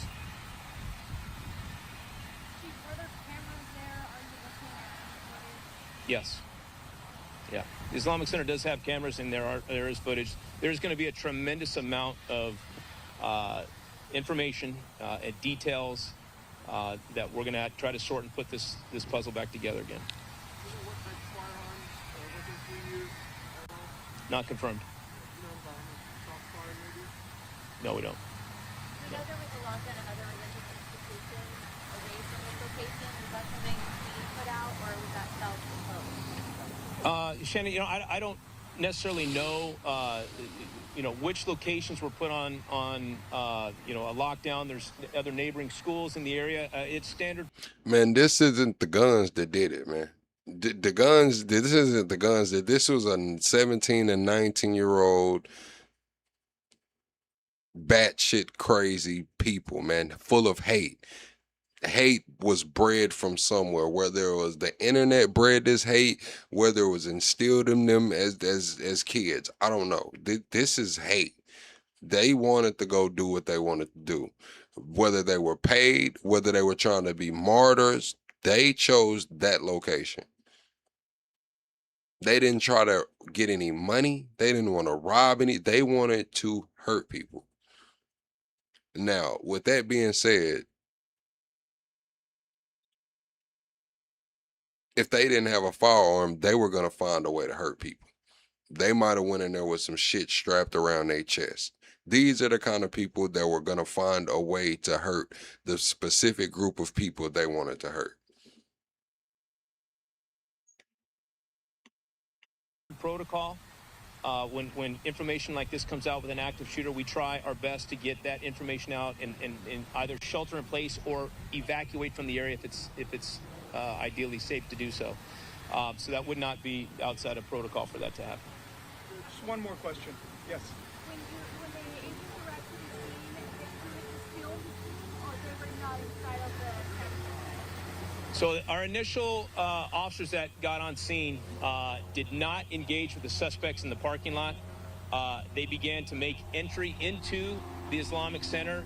They observed 3 deceased bodies outside of the center, which, obviously forced them to engage in an active shooter response and immediately deploy inside of the Islamic Center and start working from room to room. They did have to breach doors to get. No. What do you mean less access to guns, man? They stole this shit out the gun cabinet. The parents should have had this shit locked up. The parents are about to be charged with this shit too. The gun should have been properly stored. Get into all of the different rooms. Extremely chaotic. There was somewhere between 50 to 100 police officers inside of that facility. All of you that responded here could see how many officers and deputies from around the county that were surrounding the out. I'm just gonna be all the way honest with you, man. Like I'm always gonna be pro guns. Straight up, man. Like I've lost friends to gun violence. I myself have been in shootouts. And I'm gonna be honest with you, I might not have made it out of that motherfucker without it. Outside of the facility. We also have the scene a couple blocks away where we had active gunfire coming in on a landscaper that was just out there doing his job. Thankfully, he's okay. Was not hit. He was not injured. But we got a lot of work to do to try to figure out what led up to this and exactly what actions took place. But I can tell you with 100% certainty, the heroic actions of the responding officers and deputies is beyond words. To know that this many of our public servants are willing to leave their loved ones behind, drop what they're doing, and run towards gunfire without asking any questions is remarkable.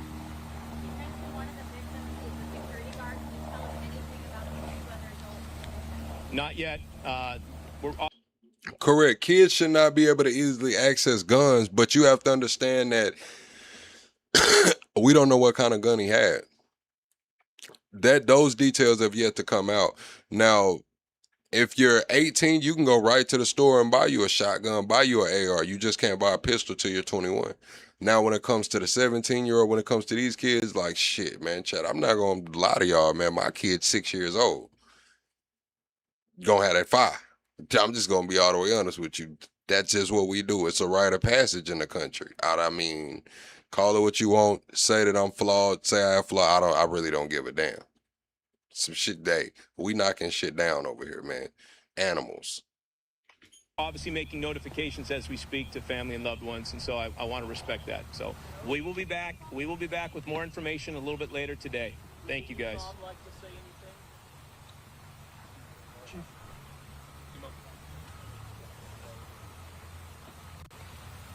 Good afternoon. My name is Taha Hassan. I'm the Imam and Director of the Islamic Center of San Diego. I know it's time of sorrow, time of sadness. We have never experienced a tragedy like this before. And at this moment, all what I can say is sending our prayers and Yeah, so that's on the, it is like the parent should have had a lock and key. Now, if it was his gun, because I mean, some 17-year-olds do have, they hunt, that's what I'm saying. We don't know what kind of weapon was used yet. Now, if it was a pistol involved, neither one of them should have had a pistol at 19 and 17. Neither one of them should have had a pistol. Now, if it was something else, then it's a different conversation. Standing in solidarity with all the families in our community here. And also the other mosques and all the places of worship in our beautiful city should always be protected. It is. That's what I'm saying. Like my cousin, when they go on a youth hunt, man, like they young as hell, Chad, like 7, 8 years old, knocking shit down, man. The youth hunt was an exciting part of life for me. The youth hunt is still an exciting part of life for the youth, man. Like Extremely outrageous to target a place of worship. Our Islamic Center is a place of worship. People come to the Islamic Center to pray, to celebrate, to learn. Not only Muslims, but we have people from all walks of life. Just this morning, earlier, a group of people, non-Muslims, coming just to learn about our faith and our cultures. So this is something that we have never expected. And us from all over the country and even from overseas to give condolences and to ask about, is there anything they can do to help? And I would like also to thank our local authorities, our San Diego Police Department, FBI, the San Diego Police Department, FBI, and all the Sheriff Department, our mayor, for showing up and standing in solidarity. all right, everyone hit the like button, chat. We're 25 likes away from the next like goal. If you're enjoying the content, be sure to subscribe to the channel. We go live every single night over talking politics, current events, and entertainment. We're gonna hear from the Taiwan's leadership. We turn now to Ambassador Alexander Yu, Taiwan's representative to the United States. Ambassador, good to have you here in person. There hasn't been a call between an American president and a leader of Taiwan since 1979. But President Trump indicated to reporters there might be one coming.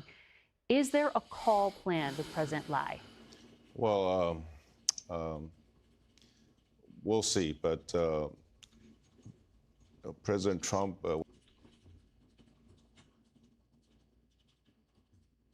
I'm not going to do it, Chad. Karen comes through supporting the channel via Super Chat. Thank you, Karen. I'm not going to lie, Chad. I'm not going to do it, man. I'm not going to do it, Chad. I'm not going to do it, man. The voice threw me off, man. I'm just going to say that. The voice threw me off. When he was in Beijing for the last 2 days, he mentioned that he heard a lot about Taiwan. He heard a lot about Taiwan these 2 days in Beijing. But the problem is he heard only their side of the story. He heard the Chinese story, or as we say in Spanish, el cuento chino.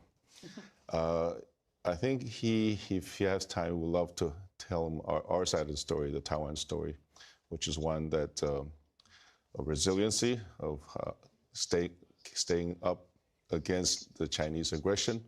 This has been going on for 77 years. This is not something that just happened when the DPP, the current ruling party in Taiwan, came to power. This has been going on for 77 years, since the inception of 1949, when they became a People's Republic. So this is not a recent thing, as if we are the ones creating problems. It's China, People's Republic of China, creating all this problem. So no calls scheduled yet? Well, the communication between Taiwan and U.S. is constant, is current. But I'll leave it to the U.S. to announce anything if it happens. It would be a big deal. He did speak to a past president as president-elect. Yes, with President Tsai, in 2015, 16. That's right. So China refers to your president as a separatist, in part because Lai has talked about being a, quote, practical worker for Taiwan independence. In an interview with Fox News, President Trump said he's not looking to have somebody say, let's go be independent because the United States is backing us. Does Taiwan have any intention of declaring independence formally from China? Well, let me first say that President Trump and Secretary Rubio have been very categorical during their visit to Beijing, publicly stating that there's no change United States' longstanding position in Taiwan, which we want to express our appreciation for upholding this position. What is meant by Taiwan independence, my president just made a statement recently, just now, and it means that Taiwan is independent from the Chinese aggression, from the PRC, actually. The formal name of my country is Republic of China, and we're not subordinate to the People's Republic of China in any way at all. And that's maintaining our sovereignty, our way of life, our democracy, our vibrant economy, our high-tech production. Yeah. And that is what is meant by independence. We are sovereign, independent, away from the Chinese People's Republic of China's attempt to swallow us as one of their own. They have never ruled or controlled Taiwan ever. Yeah. So that's. But even though Taiwan has the chip factories and they do play an intricate part of the geopolitical landscape right now, they're a totally dependent country. Like, they can't survive. The quality of life cannot be sustained independently. It's just no way. That is meant by independence. Well, President Trump, though, said he wants Taiwan to cool it. He also wanted China to cool it. That seems to indicate that perhaps he was listening to Xi Jinping's version of events and might have been persuaded. Well, that's why if we'd love to give in our part of the story, not just listen to Cuentos Chinos, but. No, what I mean independently is, I mean, if China doesn't attack, but they just put a blockade there, Taiwan crumbles. That's what I mean by Taiwan can't survive independently. If Taiwan doesn't have those shipping lanes, if they can't get goods in and out, they're done. They're fucking toast. China doesn't have to attack. The blockade they're toast. It's over with. They can't survive. It will be like little Cuba over there. But I think that's a statement of saying he wants status quo. President wants status quo. President Trump, that he wants no change in the Taiwan Straits, neither through economic or military coercion, and that the peace and stability of the Taiwan Straits is good for all parties concerned. And that's the position that Secretary Rubio mentioned during his interview, and that's the one that we also long for. We have been a responsible member of Taiwan Straits. We want to strive for peace and stability. President Trump doesn't want a war 9,500 miles away. We don't want a war. We want peace and stability. We want to have our lives going on as usual. But we're not the ones creating all this trouble, and that's why it's like our house. There's intruders trying to get into our house. We're trying to beef up our security system, and then they complain. The intruder complains that because we're trying to improve our security system, it's making his job harder. Right. No, I hear your point. And on paper, President Trump's administration has pledged near record amounts of defensive weapons and sales to Taiwan, but the deliveries haven't really been happening. And in Beijing, President Trump told Fox he's going to hold on to the latest weapons sale that Taiwan sought to purchase this year and use it as a negotiating chip with China. Now, y'all think if China puts a fucking blockade around Cuba, that they're finna let shit be flying in and out too? They're gonna spend all those resources Taiwan, to put a blockade around Taiwan, and they're just gonna let shit fly in and out.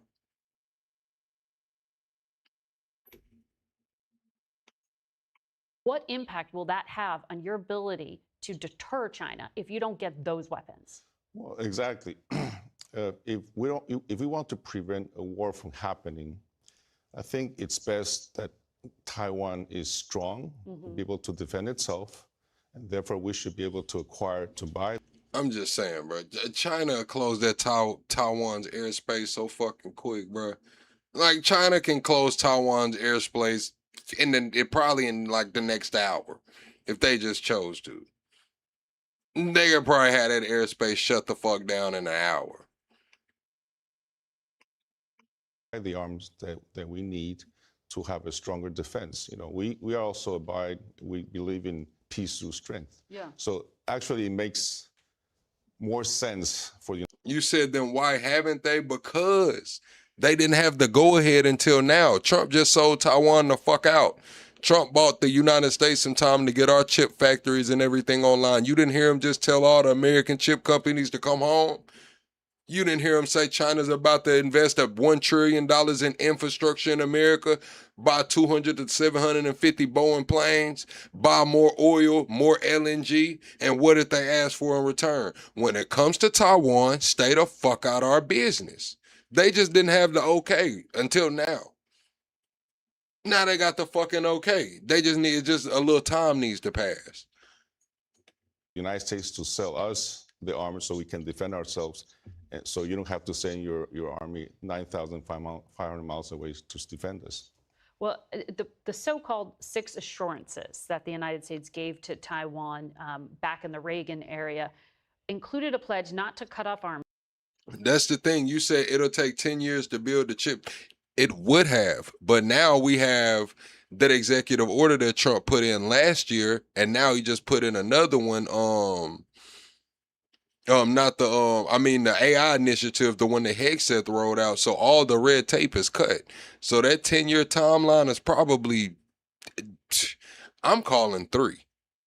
A lot of people are saying 4 or 5. I'm calling 3 because he rolled back all of the red tape and he put down an executive order for AI for this shit to make sure that we have no red tape. He said he doesn't care if people get hurt, anything happens, it is what it is. This is national security. We are in an AI arms race right now. So I don't think it's going to take 10 years.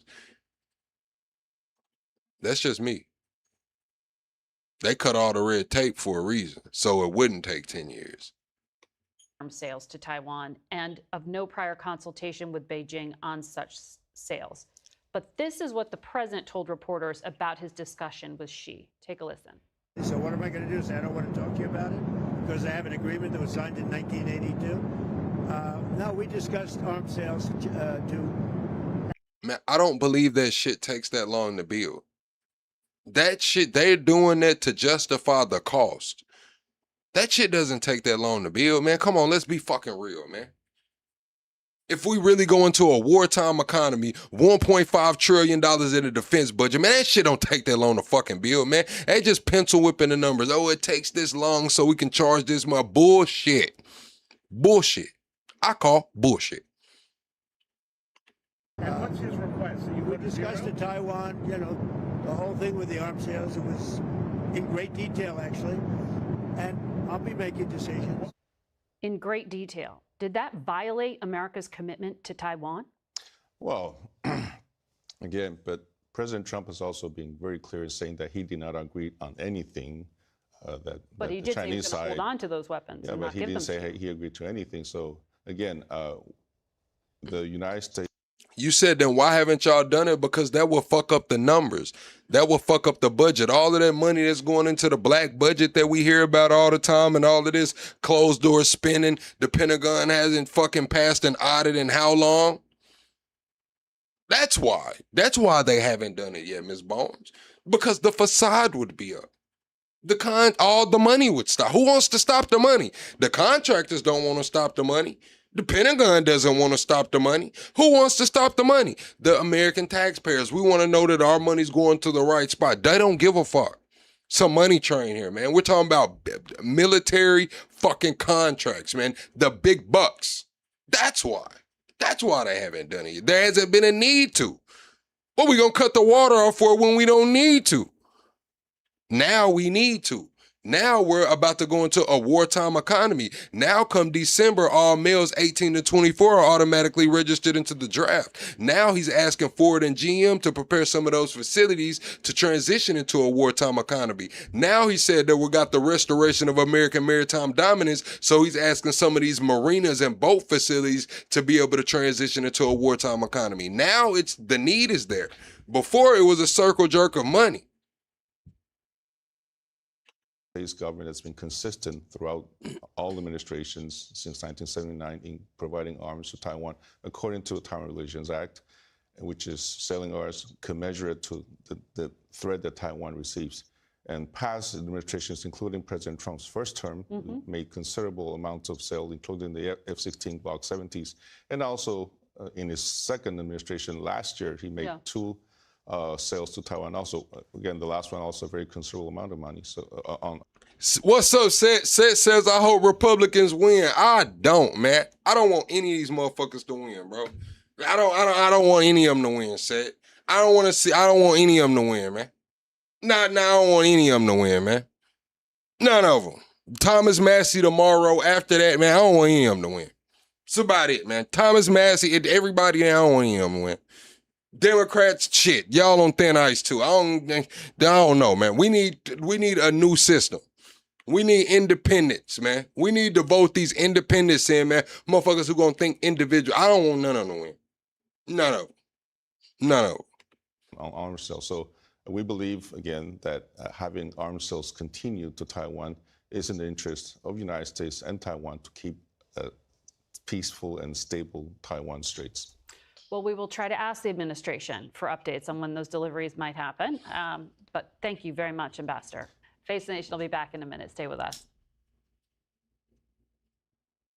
All right, Chad, we finna get into this Piers Morgan episode, man. They're talking about that Tommy Robinson. Y'all know Tommy Robinson, they said he put 1 million people in the street the first time. This time he's saying there was more people out there. So Chink is over there on Piers Morgan, damn yelling again. So we'll get into it. How do y'all feel about Tommy Robinson, Chad? Is Tommy Robinson, I do believe Tommy Robinson,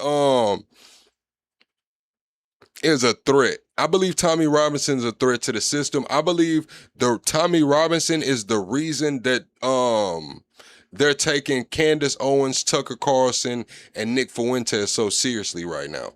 You know, they labeled Tucker Carlson domestic terrorist possibly, and I believe that Tommy Robinson is the reason. If Tommy Robinson can put 1 million people in the streets, how many people do you think Candace Owens can put in the streets? Tucker Carlson can put in the streets. A Nick Fuentes can put in the streets. How many people, Chad, on a 4 months notice? A 4 months notice, how many people do you think they can put in the street? Tommy Robinson showed it. Everybody might have thought it, but Tommy Robinson showed it. We're walking up towards Trafalgar Square. The crowd's gone. This is the biggest event in British history. Do you have a vendetta against Tommy Robinson because the last time he was on your show, he gave you a shellacking and you've never forgiven him for him? What happens all the time with anti-Muslim hatred? What's up, Manly? I'm not anti-Muslim. I like Muslims who like me. I don't like Islam. Hold on, shut up. Hey, bigot. You shut up. Shut up. You shut up. Shut your mouth. What you gonna do? Okay? Do you have sympathy for the young English girls that have been assaulted? Do you have sympathy? Sorry. So now you're stuttering. Now you're stuttering. No, I haven't. So you've just exposed yourself. Do you know for not what? having I have a no stupid people rule for this show. The way you started this panel and the way you've ended it suggests that you shouldn't have passed our bar. Well, later on the show, we will debate. So when it comes to that, with me, I got a couple historians, so I don't really know how to feel about Europe and what they have going on over there. Like when it comes to the their regions being usurped by other races and cultures. A lot of people say that it started off as those cultures and races anyway. I mean, I don't know. The only thing that I'm really focused on when it comes to UK is the digital ID. Like, I don't like the way that people are getting locked up for sharing memes on Facebook. I don't like the way people are getting locked up for posts that they're retweeting. I don't like the way that they're making everybody verify on the phone and shit. Like, the UK is fucking trip. Now Prince Charles about to meet with, King Charles is about to meet with, I believe, Anthropic CEO to discuss AI. Like, they're toast. They're cooked. And we're right behind them. We're right fucking behind them. They're the pilot. Israel's threat to sue the New York Times and claims of an Israeli plot to hijack voting at the Eurovision Song Contest. We'll begin with the competing rallies held this weekend in London. Tommy Robinson's Unite the Kingdom march has captured the imaginations of many conservatives around the world, not least among the US right wing. And imagination is certainly the word I would use for it.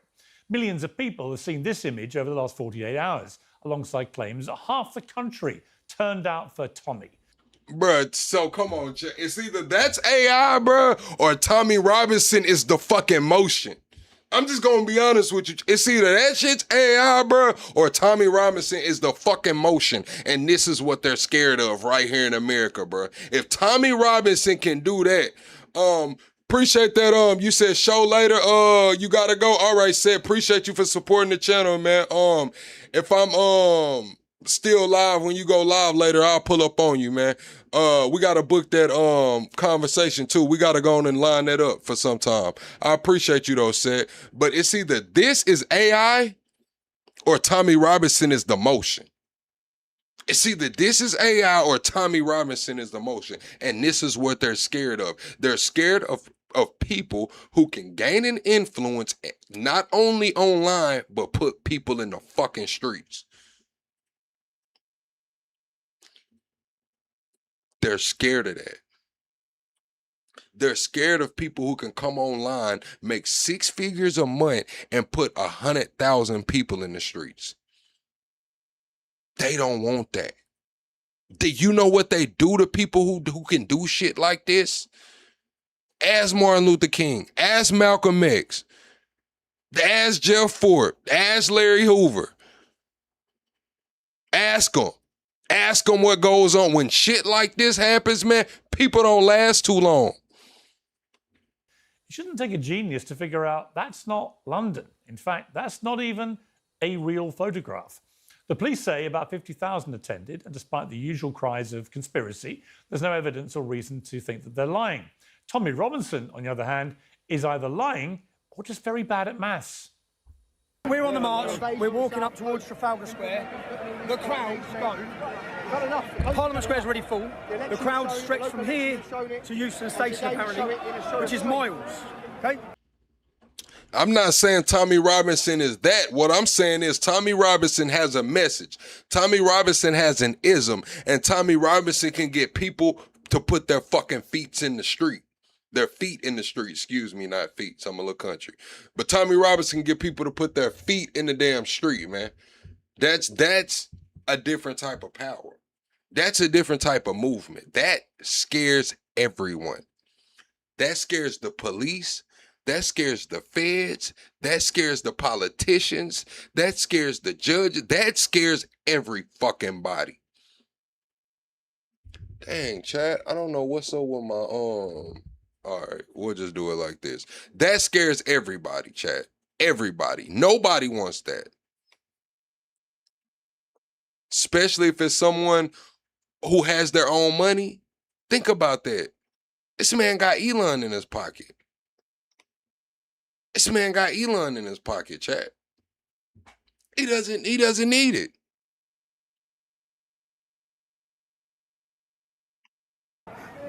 And Miles, this is the biggest event in British history. This is the moment, a turning point for Britain, a message to the leaders. Britain's ready for the fight, all right? People are up, we're awake, and we're not going to back down.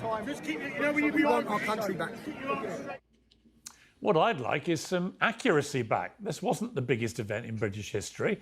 It wasn't even the biggest event in London this weekend, given that 84,000 people attended the FA Cup final at Wembley. And there was some equally creative accounting going on a mile away at the rival march in support of Palestine. I'm going to say this. If it was 80,000 people, 50,000 people, they don't want that to happen. They don't want that to happen. 50,000 people turns to 500,000, man. 50,000 people and you hit the algorithm and you got an ism, something that people can hold on to, oh, that 50,000 will turn into 500,000 real quick. That 500,000 will get some shit moving, man. Get some shit moving.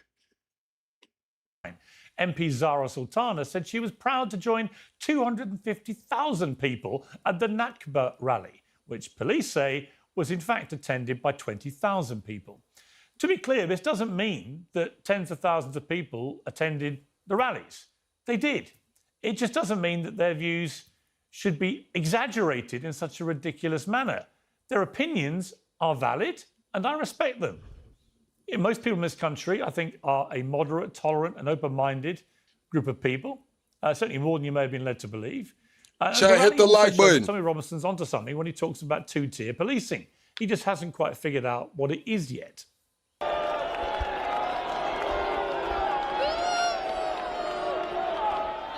Thank you, Duff. Thank you, Duff. Thank you.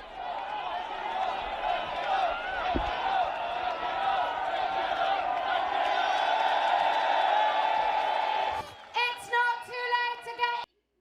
It's not idolizing, it's the damn truth. If somebody can get out there and put 50,000 to hundreds of thousands of people in the street, that's not idolizing, that's recognizing who can put fucking feet in the streets. Straight up, can you sell tickets or not? Can you put feet in the streets or not? Are people gonna come out or are they not? Islam out of that building. It is not too late to get Islam out of every single official office in this country. The speakers and performers at the pro-Palestine rally have made similar speeches about Jews that have been arrested amid a national outcry. And for the record, they would have deserved it. Before we debate all of this, I want to finish with a point we could probably all agree on. Civilian soldiers.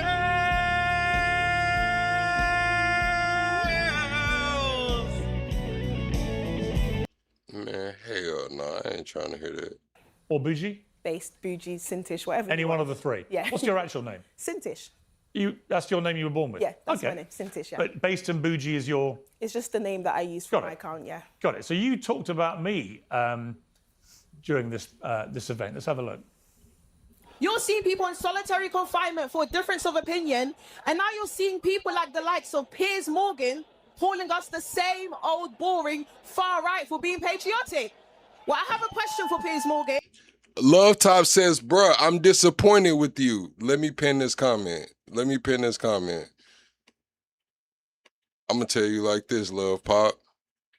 You ain't the first motherfucker that's disappointed in me, and you ain't gonna be the last, man. You know why? Because I don't kiss no ass, man. I tell it how I see it, man. I call this shit how I see it, man. And if I'm pissing some people off, that means I'm standing on my own business. I look at everything, I analyze shit a little different than you, man. If you mad today, wake up mad tomorrow, nigga. You'll be all right by Thursday. If this is a far-right racist extremist event, then what the am I doing here?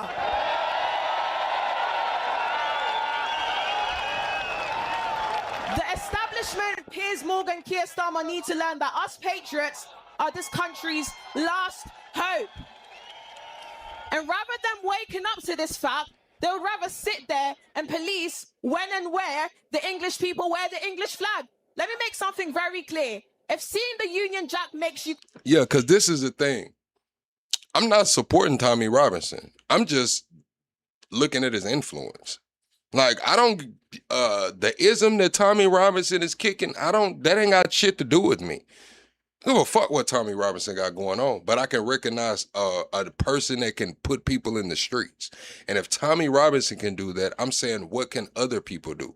Not just Candace, not just Tucker. I only name them because they've been labeled domestic terrorists, and I think it's because of shit like this going on. People gathering in the streets. They don't care as long as you staying at home, but once your ass start coming outside in mass, they get to looking around. They get real scared. Cross, respectfully, pack your bags and get lost. Support the country you live in, or go live in the country you support. Dish, obviously, I fully respect your right to free speech. What is the Union Jack, do you think? For me, the Union Jack is a sign of first of all... What is it? Well, whose flag is the Union Jack? The British flag. Hmm? The British flag. You said English flag there. The English, no. The Union Jack is the British flag. Why did you say English flag? Obviously, when you're under pressure, you end up saying things, but it is the British. You don't think England is United Kingdom? No. And what happened to Boosie, Max? You said Boosie got a following and Boosie beat death row. They had Boosie on trial for like 30-something murders, man, and dropped it down to like, what was it, like 12? The Boosie beat, I just told y'all what they do to people. Boosie was putting folks in the street, had the hood going crazy and shit. They had his ass on death row. Boosie was on death row for like, what, 2 years? 2 years he was on death row. They tried to kill that man. I'm just saying that it's The Union British Jack flag. obviously represents. I know the difference between the two, but what we're discussing here What is the today English flag, do you know? is this flag with the red cross. Right, so, but that wasn't the one behind you, and that wasn't the one you were talking about. Okay, congratulations, you caught me here. Well, no, I'm not trying to play gotcha. Congratulations. I'm just saying if you're going to start. I'm going to be honest with y'all, Chad. The only two people that I know to beat death row, don't know, but know of to beat death row, has been from Louisiana, Baton Rouge. Boosie and Mr. Kane are the only people I know to come home off death row. They had Boosie on death row. They had Mr. Kane on death row. Both of those people are for Baton Rouge, and they both came home and beat it. The pressure, You're you end up saying things. Okay, if you're going to start haranguing Especially when me there's on... millions of people, Listen, you if you're get a gonna little start- bit nervous. Yeah, but Cynthia, if you're millions gonna, of people. If you're going to start haranguing people like me for not understanding what it means to be English, it would help if you understood what the English flag actually is. Oh, you caught me. Do you want to apologise? No, I'm not going to apologise because I was under pressure. It was a crowd full of millions of people, even though you tried to downplay Millions it. of people. Yes, 50,000 millions. people were there, the police said. The police said there was 1.2 million. No, the police said 50,000. Okay, even if it was 1.2... Why even are if it you was, lying about the number of people Why there? would I lie? That's what I saw. The police confirmed there were 50,000 people. Okay, but Piers, why Are they you all so... lying? Okay, but Piers, Did you of have all the millions issues, hiding somewhere I of didn't all see? the issues they was talking about, whether it's women being raped, just said whether it's 1.2 two-tier million people policing, were there. whether it's all the issues they were talking about women being groomed, the only thing you're obsessed about is the numbers. Are you being serious? Do you know what I saw? And talking, There was talking of the treatment of women, Cynthia, you know Yes. one of the clips that I saw that was doing the rounds from the rally? Show me. It was where some women were looking down from a rooftop down at the rally. And a lot of the people marching in the rally, men, chanted, "Get your tits out for the lads," and thought that was hilarious. How does that square, do you think, with protecting women? Well, I obviously think that's absolutely disgusting. And if Tommy Robinson or all of the organisers were to see that, they would be absolutely disgusting. But you bringing that up, what's the point? Because there's so many people under your comment section who may look at me and they may call me the N-word or the B-word. Is that a reflection of you, may I ask? There are people calling you the N-word on my comment section. There may be people Where? under... Have you just made that I up? said there may. You haven't may. even appeared on my I show. said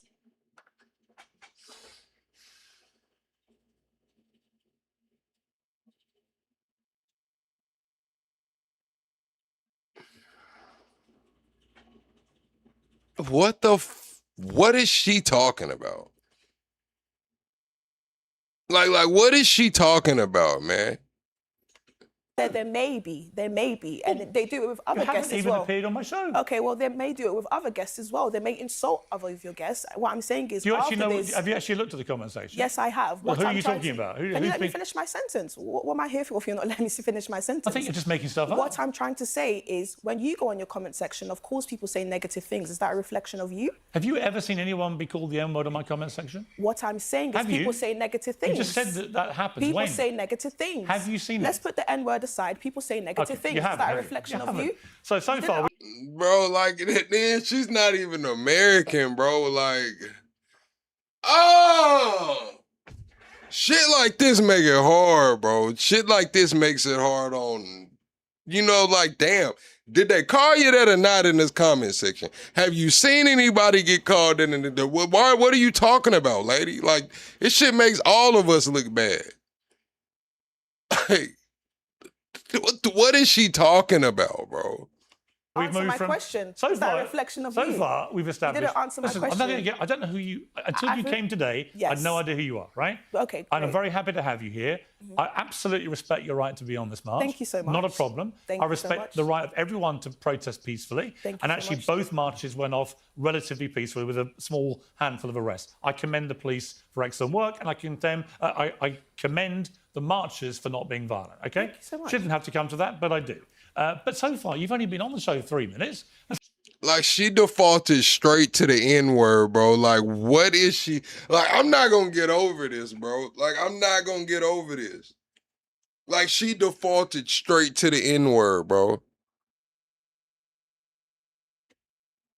So far, we've established that you got the flag wrong. Okay. Right? When you were lecturing me about what it takes to be English. Under pressure with You said millions there were of people. 1.2 million people when the police said there were 50,000. Who cares? Right? And then you start accusing us of having black people accused of being the N-word on my comment section and then admit you've never actually seen that. I will find it and I will post Do you it. think But what maybe, I'm trying to Sentis, say you should maybe is that a just- reflection of Sentis, you. no Is the disrespect to you. negative comments a reflection of you? The same way people are Sentis, asking you those don't even young know ladies. what comments you're talking about. I have seen the comments. They've said nasty things. Give They've me said one. about Andrew Tate, about Candace Owens. They will call Give me a comment. Candace Owens, you know, a Jew hater. They will call Andrew Tate misogynistic. Is that a reflection? What the f does this have to do with the N-word?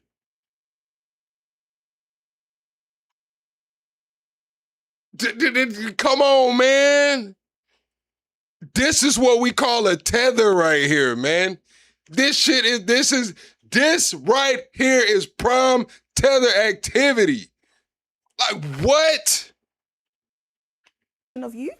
What's your So don't point that at Tommy. That my point is, just because negative things happen at an event filled with millions, don't now point that at Tommy. And this is what I mean. You've come here to nitpick at the most silliest things, even though we were talking about very important things, like women who have been groomed, like men who have been stabbed by Islamists. And then you come here to talk to me about flipping 50,000 people. And when I said the English flag and British flag, this is absolutely irrelevant to the whole point of the event. Do you so what are agree- we actually talking about today, Piers? Can we talk about something important rather than nitpicking Do you know, here's on what the we're going to talk number of about. people? Why don't we talk about Tommy Robinson's claim that it was the biggest event in British history? Do you believe that? I think it was. Last year was You definitely do? was. Yes, Bigger it than was. the signing of the Magna Carta, the Act of the Union, the Industrial Revolution, the Battle of Britain? Bigger than Brexit, for example? I don't think he even said that. Why are you comparing Literally it to that? just said it in the clip we played 5 minutes ago. Okay, well, I think it was an excellent event. It was a huge event. I was there present myself. Was it the biggest event in British history? It wasn't the biggest 50,000 people. It wasn't. It wasn't the biggest event in British No, history. we're getting somewhere. That's absurd. Now we're... That's Yes, absurd. it's absurd. I agree. Yes, we finally found something to This agree is with. great. We're getting somewhere. We're getting somewhere. By the end of this, you'll be denouncing Tommy Robinson as Absolutely not. a fantasist. Absolutely All right, not. let me bring in Ava here. Welcome back to Uncensored. You know, in a way, I have a view about all these marches that if they are inciting hatred, and you can see clear evidence of that, I think that's unacceptable.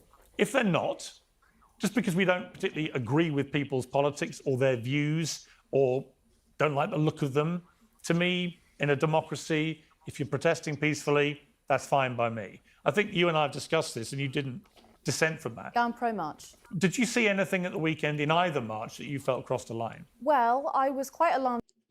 Hey, Chad. Hold on, bro.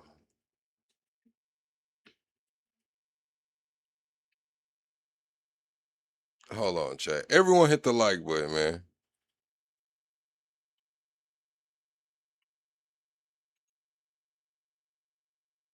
I'm trying to see, man. This girl right here, man. She looks like what's her name? Gretchen? Is it Gretchen? Yeah, y'all remember Gretchen, chat? Do y'all remember Gretchen off of Recess, man? She looks just like Gretchen off of Recess, bro. Like, I gotta show y'all Gretchen, bro. I gotta show y'all Gretchen off of Recess, bro. Oh my gosh. Oh my gosh, she looks just like Gretchen, bro. This shit is crazy.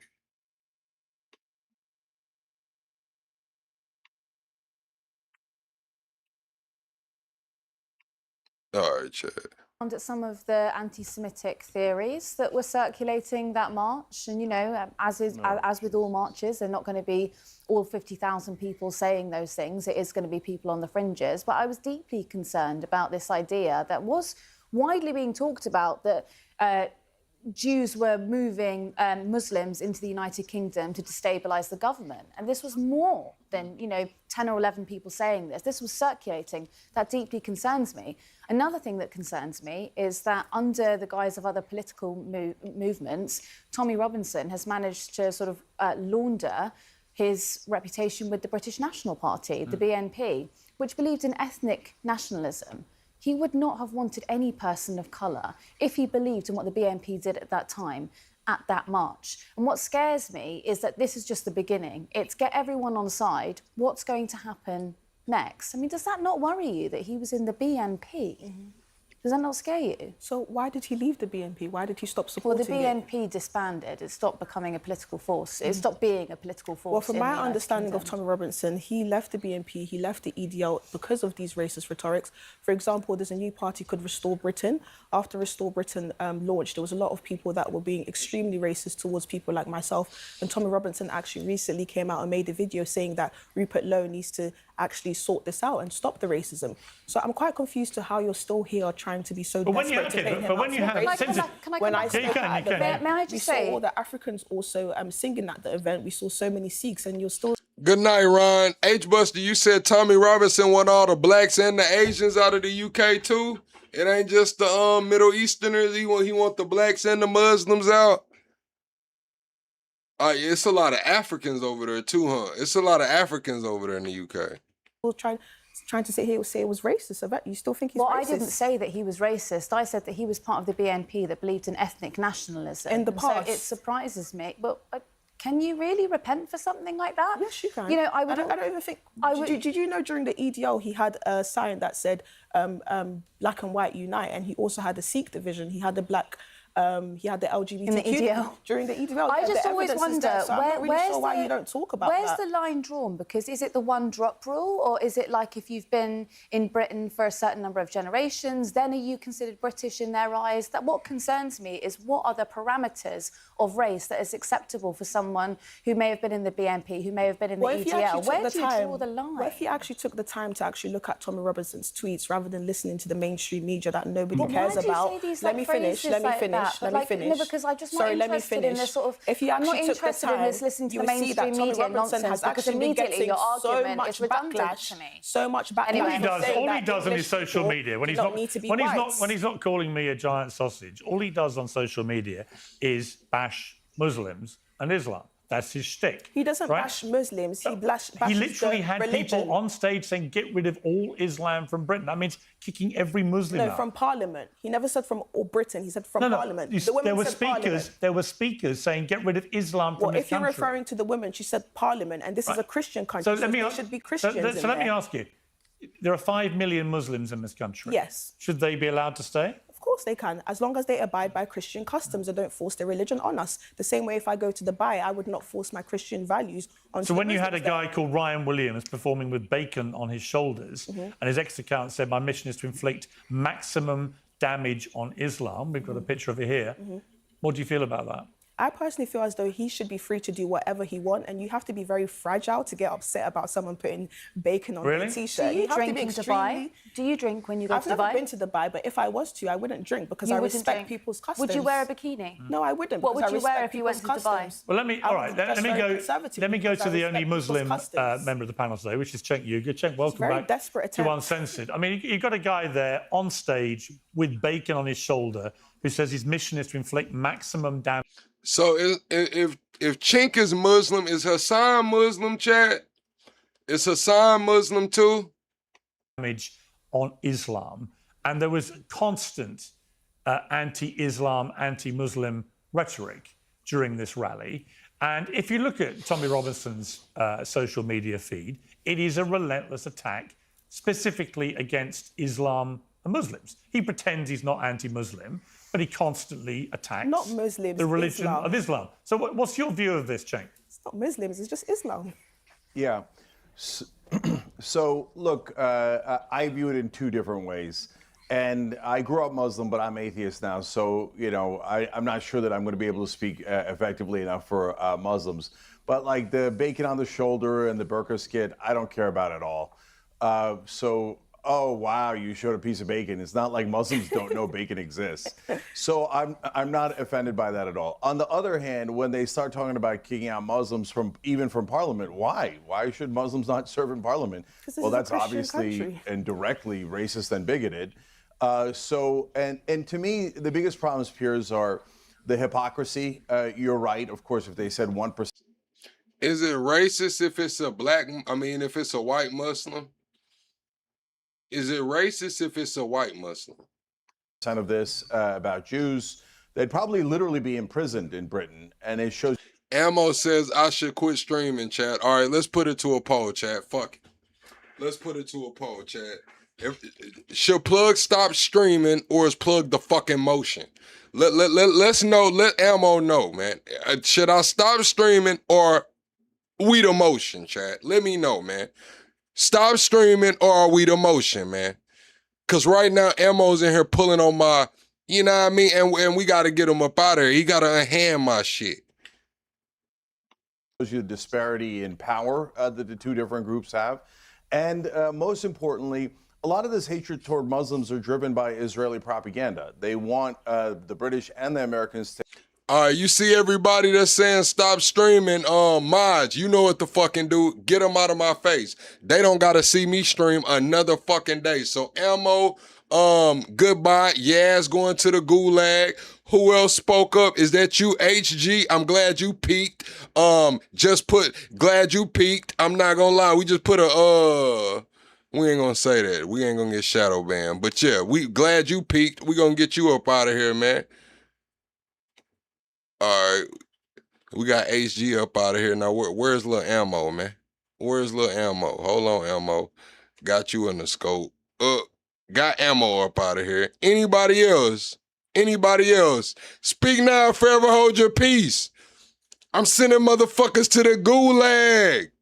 To hate Muslims so that they'll finance the wars against Israel's Muslim neighbors. So those are massive problems. And we've got to root out the people that are in our government and our media that serve foreign countries like Israel and purposely spread bigotry and hatred. Silly skits about bacon I could care less about. And by the way, if we have the same rules, they're allowed to offend Muslims, but we're also allowed to offend Israel, great. But I'm coming to London. Oh, Love Top said, thank you for not blocking me. Love Top, you told me to stop streaming too. Hold on. Nah, Love Top, you didn't tell me to quit streaming. All you did was say you was disappointed. I'm okay with you being disappointed in me. I don't, I don't expect you to agree with everything. But but motherfuckers who's telling me to give up and quit, oh yeah, you gotta go. I don't need you around me. If you want me to quit, I don't need you around me.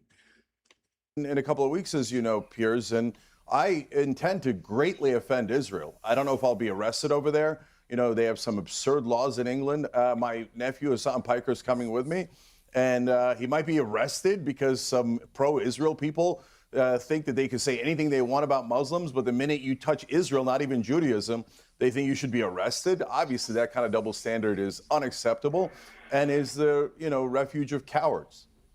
Okay, let's bring in Don Keith. Welcome to Uncensored.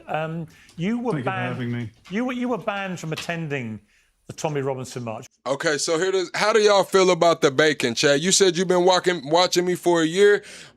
Thanks, Shot. I'm glad you finally started commenting, man. I'm glad that you've been around for a year. Thank you.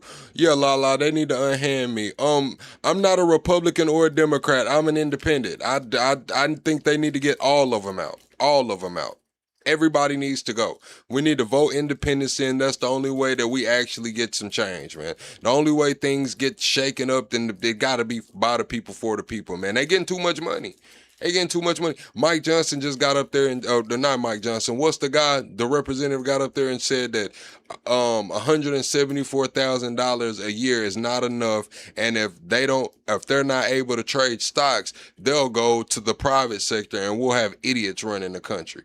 Well, I'm just gonna be honest. You're a public servant, man. You can't do it on $174,000, man. I don't know. Maybe you need to take your ass to the fucking private sector, man. Nobody's gonna cry. I promise you. We have 500 million people in this country. Somebody else can fucking do it. I promise you. Somebody else can do it. Everybody loves this administration. Everybody loves all the Gavin Newsoms and the AOCs and shit, man. I'm saying, like, look, we can get somebody else to fucking do it. Straight up, we can get somebody else to do it. Were you given any specific reason why? I was not given any reason. The notice I got said that the government doesn't have to give you a reason. They don't always give you a reason. I was shocked by it because really, I guess my only crime is being associated with Tommy Robinson and speaking out against things like Islam. Yeah, I mean, can you think of anything that you have done or said which would warrant you being denied access to the United Kingdom? I've never committed a crime in my life. I've never incited violence. I've been to the UK. I've attended every one of these UTK rallies in the past. I think when That's what I'm saying, chat. Like, these politicians at this point are treating this shit like your job. You know how you got those people at your job? Maybe you've been one of those people at the job where, like, oh, the job needs me. If I wasn't here, this job wouldn't even be moving, knowing damn well that you're in a factory and they will have your ass replaced by tomorrow. You probably already trained your replacement or training your replacement. You know those people that walk around the job like, they fire me, this thing won't. Yes, it will. Yes, it will. I promise you. That company will. Your ass was in there packing them boxes, right? Somebody else is going to pack them boxes. Just like your ass was up here signing off on every fucking bill, not even reading it, just going with the party. Somebody else can fucking do it, who will actually read and who will actually make the best decision for Americans. Somebody else can do it, man. You're not that fucking important. from the time it started 2 years ago, there's been 5 or 6.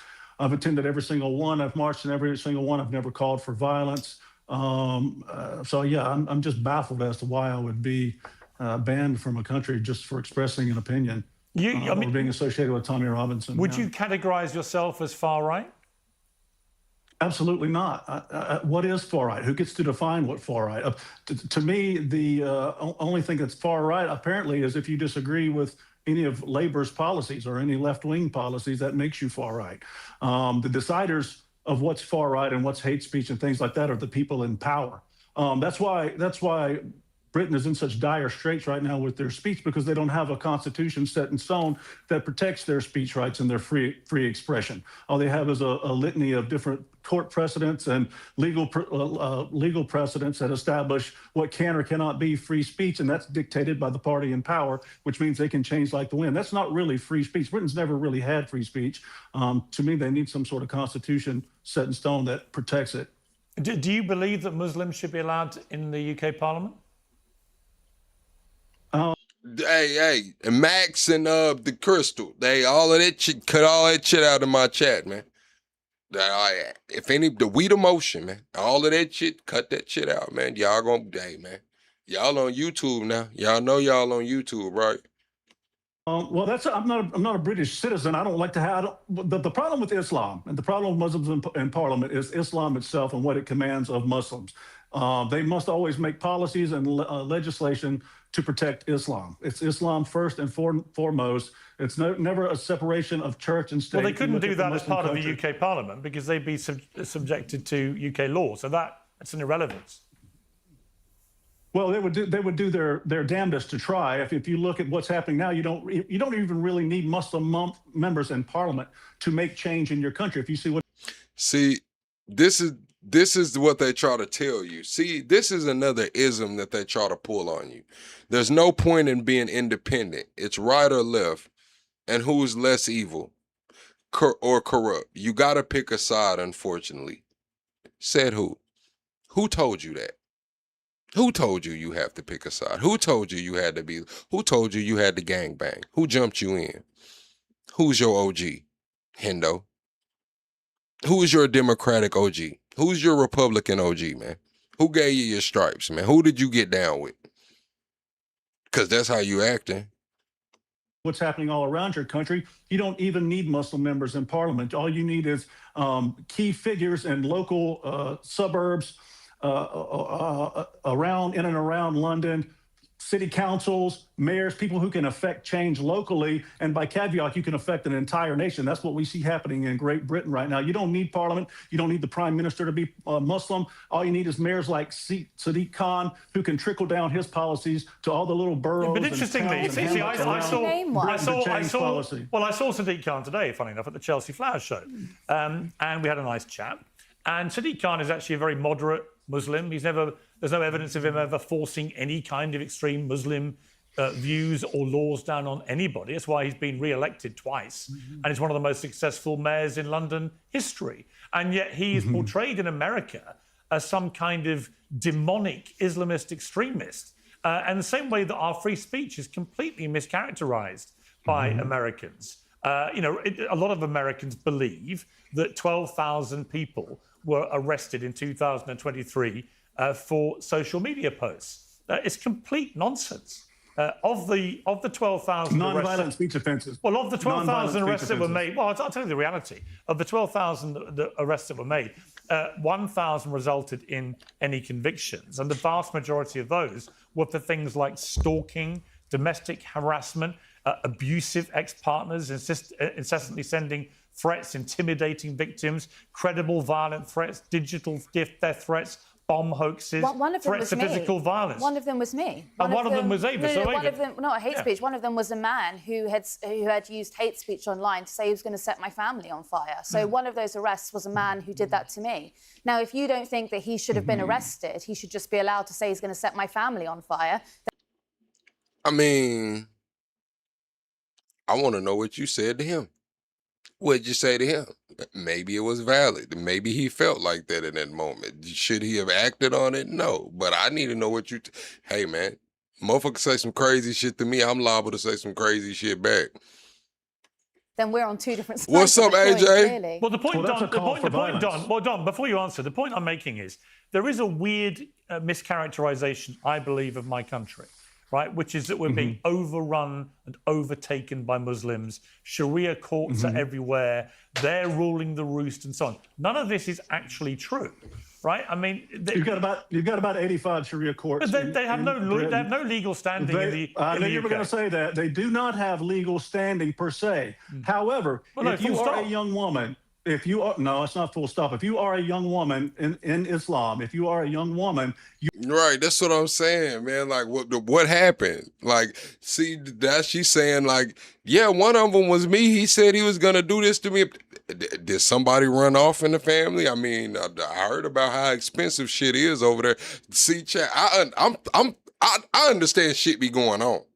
Now, why did he say he want to burn you? Because it's some shit going. Now, if you ran off with a lot of money, your cousin ran off with a lot of money, your brother ran off with a lot of money, that he might say some shit like that. You know, he might have to let little bro and them know it was real. Oh, you think I'm playing about this 20 G's? I'm finna tag your sister right now. I know she going on Pierce Morgan here in a few months. I'm finna tag her right now and let her know. I'm gonna air her ass out and the rest of y'all about my 20. See, that now we got some context. Now I'm feeling like, well, shit, man, about 20,000, he might need to apply a little pressure. You are forced to adhere to the decisions these courts make within your religion. If not, then you will be castigated by your family and ostracized by your family. You could be even subject to things like honor killings, depending on the situation. There have been young ladies in Britain and other Western countries. You can shake your head all you want, but it's happened. A father recently tried to strangle his daughter in an honor killing, and I can't remember which Western country it was. But when these girls don't adhere to these laws or these decisions by these Sharia courts, and they could be subject to penalties within their own family. So while it may not be legal in the UK's eyes, these young girls are pressured by these courts, and it's them, as we know. Islam doesn't care about women. We know what Islam of interest, do you think there's women. ever been? Is there any evidence, do you think, in America, for example, of any violence towards young women who may have had an abortion, who come from a very, very strong Christian conservative family, for example? Because I can tell you there have been. But do you care about that, or is your interest? Of course. Well, is your okay? That's fair enough. So I want to have a reasonable discussion. So sure. So your view would apply to any religion where the religious belief leads to any form of intimidation or harassment or violence towards women, for example. Of course. Okay. Of course. I do believe in protecting women. I believe in protecting any fragile human being. That's why I'm anti-abortion. That's why I'm pro-life. I think women, I think children, I think unborn babies should be protected to the whatever. Now, chat. I'm not gonna lie. That's a nice little staircase in the crib right there, man. I don't know what I guess that's a little green pillar over there, maybe a fireplace or something, but that's a nice staircase right there, man. I just had to, bring some attention to that, man. I think I want one of those, man. I think I want a little winding staircase in the crib, chat, when we make it. Every extreme's necessessary. And do you believe, Don, because I know you were, when Tommy Robinson was going through some of his court issues, you were there in court in the UK. Do you believe, as Tommy Robinson likes Americans to believe, that he has been a victim of suppression of his free speech? And the only All right, Chad, somebody take the damn dog out, man. Where is the mods at? Where is the members at? Nobody took the dog out, man. Have y'all fed the dog, watered the dog? Look, I'm finna sell the dog, Chad. I'm finna put the dog on Marketplace for $25, and it's gonna come with the however many bags of food left in there, man. $25, they get the damn dog and the food, because y'all not doing right. Take the damn dog out, man. only reason he's been put in prison is because of that. I 100% believe that Tommy Robinson is a politically targeted figure. 100%, whether it be because of his free speech or to prevent him from speaking out, because we know that the Muslim electorate is very important in Britain. They can swing an election. That's why the members in Parliament and other people in the establishment, they want to silence Tommy Robinson at all costs. You look what they did for I know all about the Silence movie. He wasn't, he filmed a... Well, the Silence movie, let's be clear. Let's be crystal clear about this. There's a reason Tommy Robinson won't come on this show. And the simple reason is he knows I would ask him about the Silenced movie and why he was in contempt of court and why he went back to prison. And it's because he tells a lot of lies in the Silence movie that were exposed as lies. Well, hang on, let me finish. There was, as you remember, a libel action that was taken, which he lost. He had to pay £100,000 to a young Syrian boy who... Lala said the dog was talking English earlier, so she ain't taking the damn dog out. So somebody got to take the dog out. I don't know. Maybe Lala had a long night. Maybe Lala didn't get enough sleep. She said the dog was talking English. I don't know. The dog name is Pugsation. We got Pugsation here, but Pugsation finna be sold to the lowest bidder because it's going for $25, man. We just trying to get Pugsation ass off, man, if y'all not going to take care of him. he defamed with egregious lies. He then repeated all the lies in this film he made called Silenced, which he talks about very openly when he's in America. You know where he doesn't talk about this? Here, with people like me. I've heard him talk about it several times. I heard him talk about it on stage. But he never gets challenged. Don, here's my point. He never gets challenged directly about all the lies he tells in Silenced. The reason he got in prison was because of the breach of contempt of court law here, which was if you repeat the lies for which you've just lost a libel action and paid damages to this family, if you do that again, you will go back to prison. That is what he did. Had nothing to do with free speech. Let me interject. What was the lies? Okay, as far as silence, I know that you love to get on here and tell that Tommy Robinson told lies about silence. That's not the case. He did. Everything told in silence was from the perspective. No. Oh yeah, one judge overrode 5 witnesses. See, now what you're doing, you're now repeating. You're now repeating defamation. I'm repeating what the witnesses. I would be careful. I'm repeating what the witnesses. I'm repeating what the witnesses. You are repeating. No. I've read every word of that court case. Those people said it for decoration. Your problem is you have a vendetta against Tommy Robinson. He mad. The last time he was on your show. Oh, he mad now. He gave you a shellacking, and you've never forgiven him for it. No, he didn't. Yes, he did. He waved around the Quran like a silly little boy, and I held him. Chat, we're 25 likes away from the next like goal. If you're enjoying the content, be sure to subscribe to the channel, man.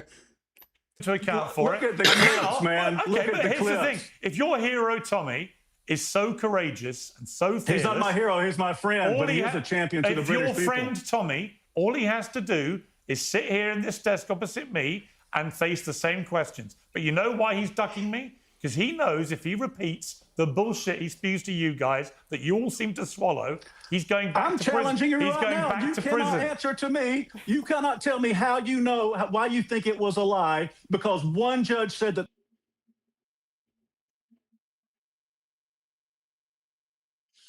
Pierce didn't say he's going to get sued. Pierce didn't say he's going to lose his fans. And Pierce said he's going back to prison. Man, what the fuck is Pierce on, man? The 5 people that he brought to court and said this Syrian boy did all these things. And there was no evidence. The Fabian Society, the liberal Fabian Society judge says no. All of these witnesses are lying. Well, you're now defaming the judge. It seems truth. a really extraordinary thing. Cenk, here's the problem with this. Tommy Robinson wields an extraordinarily I live in a unhealthy... free country. Well, hang on, Don. I've just given you free speech to have your rant. It's fine. I don't agree with you. We can agree to disagree. You agree, right? Yeah, for sure. You believe in free speech, so calm down. So Cenk, here's the issue. Tommy Robinson wields an extraordinarily odd influence to the conservative right in America, who seem to believe all the stuff he comes out with. And in the process, he paints this picture of Britain, which I simply don't recognise. I live here.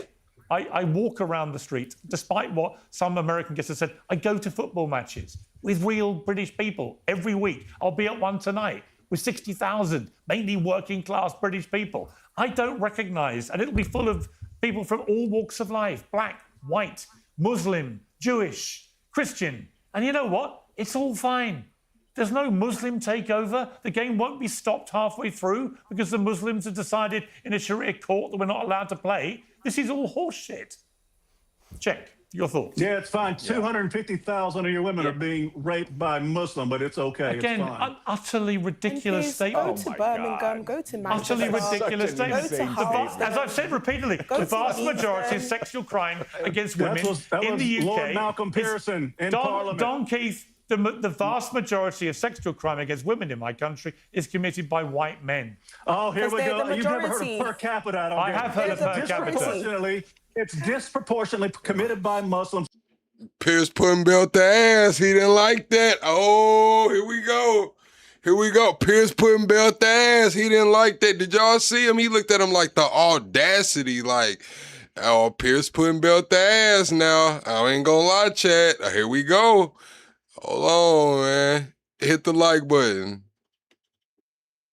As I've said repeatedly, the vast majority of sexual crime against women in the UK. Lord Malcolm Pearson in Parliament. Don Keith, the vast majority of sexual crime against women in my country is committed by white men. Oh, here we go. You've never heard of per capita? I have heard of per capita.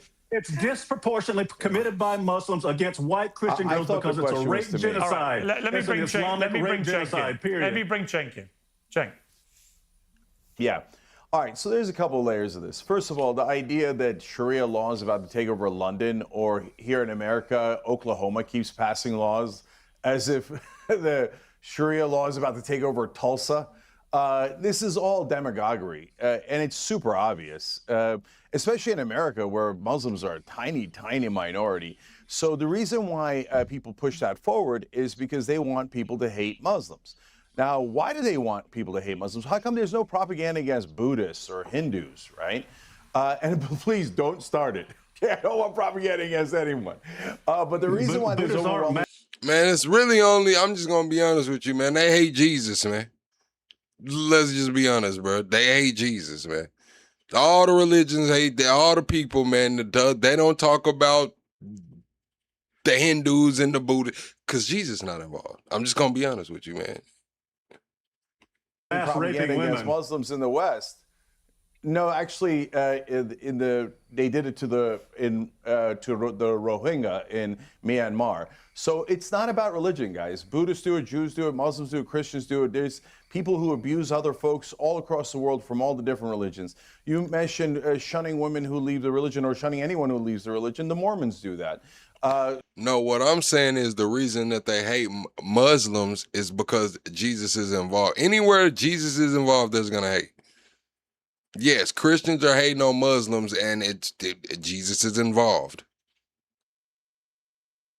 A lot of Christians are hating on Muslims, and Jesus is involved. A lot of these other religions, or even atheists, or even Satanists or whatever, they just totally don't like Jesus. You get into some of these Talmud readers, they just don't like Jesus. I'm just gonna be honest with you. When Jesus is involved, it's some shit going on globally. Anytime you bring up Jesus, it's gonna be some shit going on. So you talk about, oh my God, how do they treat their wives, and they expect them to be traditional? I'm not fond of Mormons. There's literally either. a concept called trad wives here. Yeah, there's a concept called trad wives in America. So you can insult everybody's religion if you want, but the most important part is, why are they doing this? And there's a politics behind it. In fact, there's people paying for it. The Israelis pay people in the UK and the US to spread hatred towards Muslims so that... See, I'm a Christian too, and I'm cool with freedom of religion, but I was raised non-denominational. So some people were raised like throughout the different sect SECTS, I guess, however, of Christianity, the different forms of Christianity. I was raised non-denominational, so I kind of have like a little more tolerance for the other shit. Some of these Christians don't have any tolerance at all. I mean, it's zero tolerance. Crusaders. The UK and the US will finance Israel and their war crimes and their wars against Muslims. Actually, check. It's totally on purpose. It can actually be easier than that. I mean, Keith, for example, you shared a video to your very large online audience with the caption, "This is a town council meeting in England, not Afghanistan. I shit you not." And you used the footage to push a narrative that British local government institutions have been completely overrun and dominated by foreign Islamic interests. The very point you've been making to me. But it turned out the footage was of a meeting in Pakistan, and you then took that down, right? So would you like to apologize for a ridiculous... See, this is what I'm saying. I always acknowledge the Crusades. I don't know what you talking about, Dragon. I just said the Crusades before you even typed that little shit. You said, what about freedom of religion, to not be forced to deal with any religion? See, no religious text says that. That's why there was supposed to be the idea of separation between church and state. Now, being an American, you're supposed to have legal protections. Freedom of religion, but I don't know a religious text that just says, hey, everything's okay, go do whatever the fuck you want, go practice this, go practice. I don't know any books that say that. I did take it down, but it was a repost. Have you apologized? I took it down. It was wrong, yeah. You apologized? Of course I apologized. If it was wrong, yeah. Okay, good. Why did you post it without checking? Several people have posted. You know, that's the problem with social media. Sometimes we try to be too quick and rather than accurate, and that was a mistake on my part. I don't have a problem owning a mistake. So yeah, I took the post down as soon as I realized it was wrong. But the difference in, you know, as I see it, and all these things you're pointing out about the different religions, there's a reason why we don't see almost no Muslim girls in the rape statistics in Britain, is because it's a religiously motivated rape jihad against Christians by these predominantly Pakistani Muslim men. You don't find the white men, you don't find the white men in Britain raping Muslim girls as some sort of religious targeting, because the reason they don't rape their own girls is because that would be haram. So they go outside of their religion because that's considered all right, because we know what the Quran says about sex slaves and all those things outside your religion. It's just made up. This is just made Well, up. let me bring Ava Santina back in. Let me bring Ava Santina back in here. In your mind, you probably want to do it. That's why you put it. You project it onto Muslims because your sick mind thinks that that's a fun thing to do. We don't think that's a fun thing to do. You think it's a fun thing to do. Okay, nice. You're a sick individual. You're an idiot. You're an idiot. What was it? Oh wow, that was as effective. Well, all right, chat. I need everyone to hit the like button. We're 15 likes away from the next like goal. Be sure to double tap that screen on your way in and subscribe to the channel. I don't know who Ray Ray is, but happy birthday, Ray Ray. Shit, celebrate, nigga. Oh, sorry, I missed what you said, Check. What did you say? Yours was super effective too. Check. Yeah, what was the point you made? So what happens? Hold on. What happens all the time with anti-Muslim hatred is projection. So, for example, I'm not the Israelis talking about Muslims rape. I like Muslims who like me. I don't like Islam. Hold on. Shut up. Hey, bigot. You shut up. Shut up. You shut up. Shut your mouth. What you gonna do? Okay. What you gonna do? So, no, it's my question. Okay? So this bigot comes on here and makes up this fantasy he has in his head about Muslims raping white women because he wants to rape women and he thinks that's a fun thing to do, so he projects it onto Muslims. I can't. No, Check.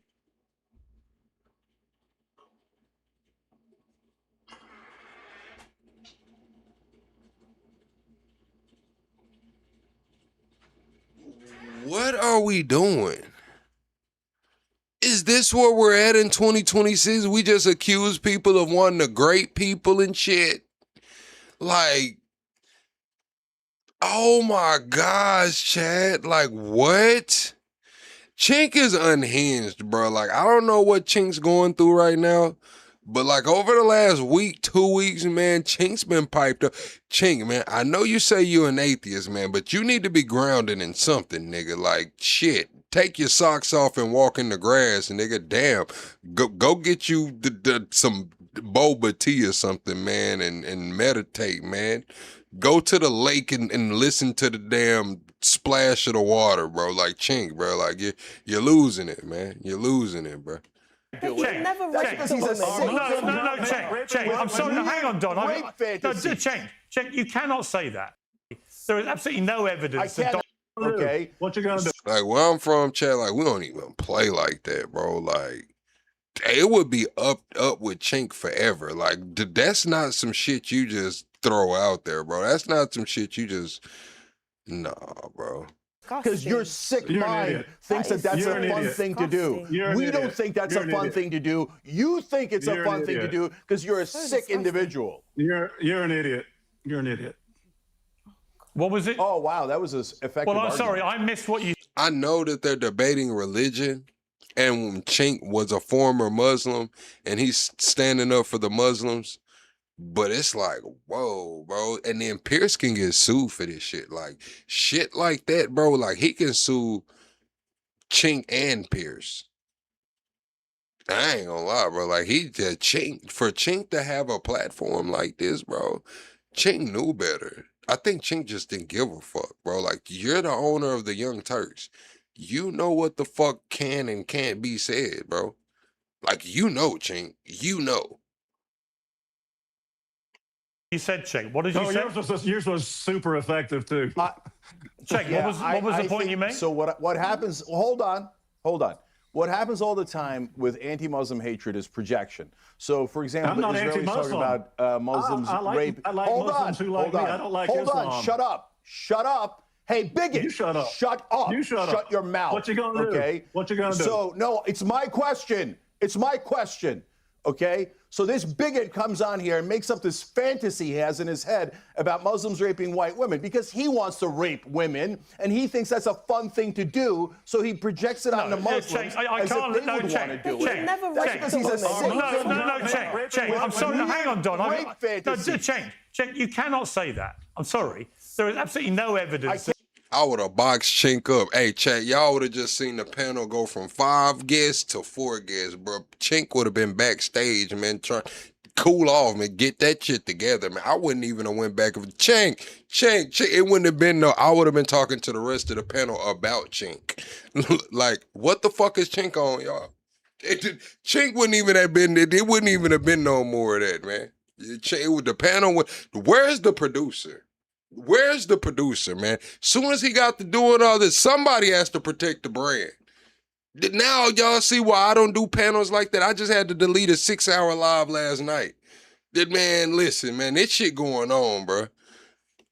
The donkey wants to rape people, right? And let's be clear about... Well, there's no evidence that Muslims want to do it either, but he just made it up. No, he hasn't made it up. I would argue there's an exaggeration there for this reason.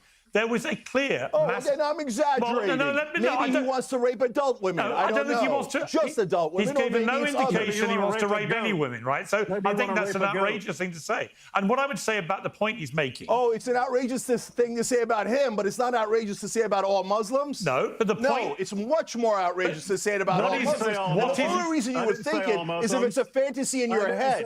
Yeah, Don, you think about it all the time, don't you? It's not my statistic. It's the British government statistic.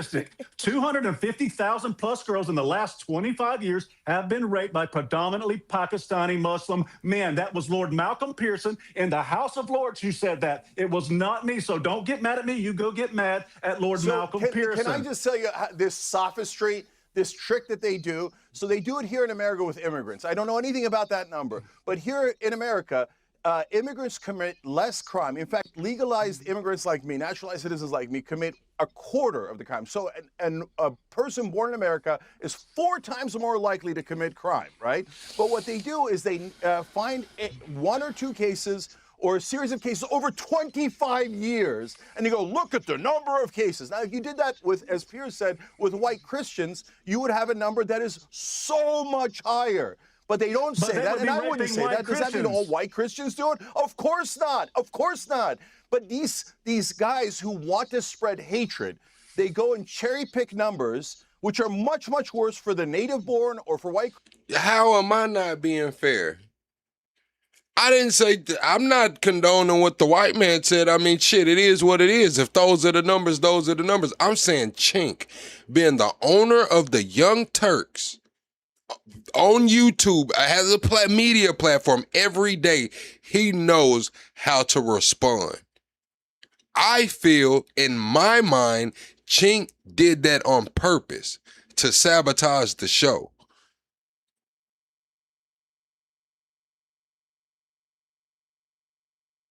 Honestly, the personal attack, putting rape on somebody personally. Most channels don't even use the actual word. They use grape or something else. Shit like that has happened to me where people come up here, you know, back in the past when we used to have the StreamYard panels and shit. People do shit like that. They've done it to money. I think Chink very well knew what the fuck he was doing. Christians, but we don't cherry pick numbers like that to blame white Christians because that's insane. If you're a white Christian, you're not responsible for the act of some stupid rapist. That's not fair to you. I'm not saying Chink is wrong. I'm saying the personal attack, like to personally say, hey, no, this is what you want to do. And oh, maybe it's not little girls, but you do want to do this to grown women. Like, he could get the channel struck for that. Like, if this guy, I don't know if Pierce has them sign like contracts or something before this, but if he wanted to, bro, like, he could go get Pierce's channel struck for some shit like this, for harassment. Now Pierce got a fucking strike on his channel or he's demonetized. I want to bring in. All right. I want to bring in. All right. As a blanket statement about all Muslims, I want to bring the women back into the they debate. hate Muslims, Okay. and B, they're all serving Israel. White men stay within their own. The difference is white men stay within their cultures. All races, pretty much, for any crime you find. That is complete. And by the way, Don, that is complete nonsense. The idea that white men only rape within their own. No, see, Dragon, you're personally attached to this. I guess for whatever reason, you're personally attached to this. You're looking at this on a religious standpoint. I'm looking at this as a fucking business owner, a platform having a YouTube and shit. You're looking at it to defend whatever side you're defending. I'm looking at it like Chink knew what the fuck was going on. I'm looking at it like, you know, it's guidelines and rules and regulations. Pierce just said that if Tommy Robinson comes on his show and says some shit, he's gonna send him to jail. He just threatened Tommy Robinson with fucking jail. You think he don't know what's going on? I didn't say only. I said predominantly. Predominantly. So just hear me out. If you So look they at predominantly rape white women, and you think that's a good thing? You think it's a good thing that white men predominantly rape white women? All right, you know what? I'm going to bring a woman in here because I feel increasingly crimes in general are committed. I'm going to say I within don't their like own any. culture. I don't like any of the tenor of what you guys are talking about. All right, this is. You said Plug got struck. That's all I think about now. Yes, I've gotten struck a few times. Chat. The whole first year I had this channel, I wasn't monetized. I had the subscriber count, had to watch. I couldn't get monetized because of shit like this. Shit like this is why I couldn't get monetized for my whole first year. I put a year in the game on the strength. Rape is the most serious sexual crime imaginable. I agree. And at the moment, it's getting trivialized in a pretty distasteful manner. Ava, let me bring you in here. I agree. Look, we're talking about this in a way which I find increasingly uncomfortable. Can I just say, importantly, before you ask me your question, I can't find any evidence of that statistic. No. And I think the thing I would say, which is probably not going to go down very well, but various police forces, and actually that was one of the main reasons that the Rotherham grooming gangs exploded in the way it did, don't actually record ethnicity and race. That's a big problem in this country. So it'd be highly unlikely that you'd have been able to have that kind of data in the first place. It was announced it was given to the House of Commons, House of Lords by Lord Pearson. House of Lords. Sorry, thank you. But by Lord Pearson. But there Thanks, isn't any Bunny. evidence. It was then submitted to ministers who rejected it. So I don't think there is any evidence for that claim. Sorry, can I ask you a question? Of course, Yeah. of course he's lying. If someone, God forbid, raped your daughter What and then the came back fuck? to you and What said the to you, fuck? actually, let's talk about ethnicity Good night, and religion Dragon. and statistics, I'm and just not the coming fact off the that fact- your I'm just child coming- has I'm been just raped. saying about How the would stat. you feel? How would you feel? But I'm just These saying are children about we're the talking. All will be says, fuck your platform. You haven't done anything. Well, I'm going to tell you what I am about to do. and let's kick you the fuck up out of here. Everybody tell All Will Be have a good night. We'll see him in here never. I don't know what side of the bed he woke up on, but it wasn't the right side of the bed, man. All Will Be not will, because you will not be allowed back over here. You're removed from the barbecue. Yeah, that's about it, man. I mean, you're not important anyway. I really want to know who brought you the fuck over here. Who brought you the fuck over here? Talking about children have been raped, and rather than people just focusing on the fact that these children have been raped, they're talking about Islamophobia, racism, and all of this. Look at this. White men using the example that white men rape in this country is like saying. Najee comes through supporting the channel via Super Chat, laughing. Thank you, Najee, for always showing up for me. I hope you had a great day, man, and I hope you have a great start to your day tomorrow. Thank you, Najee.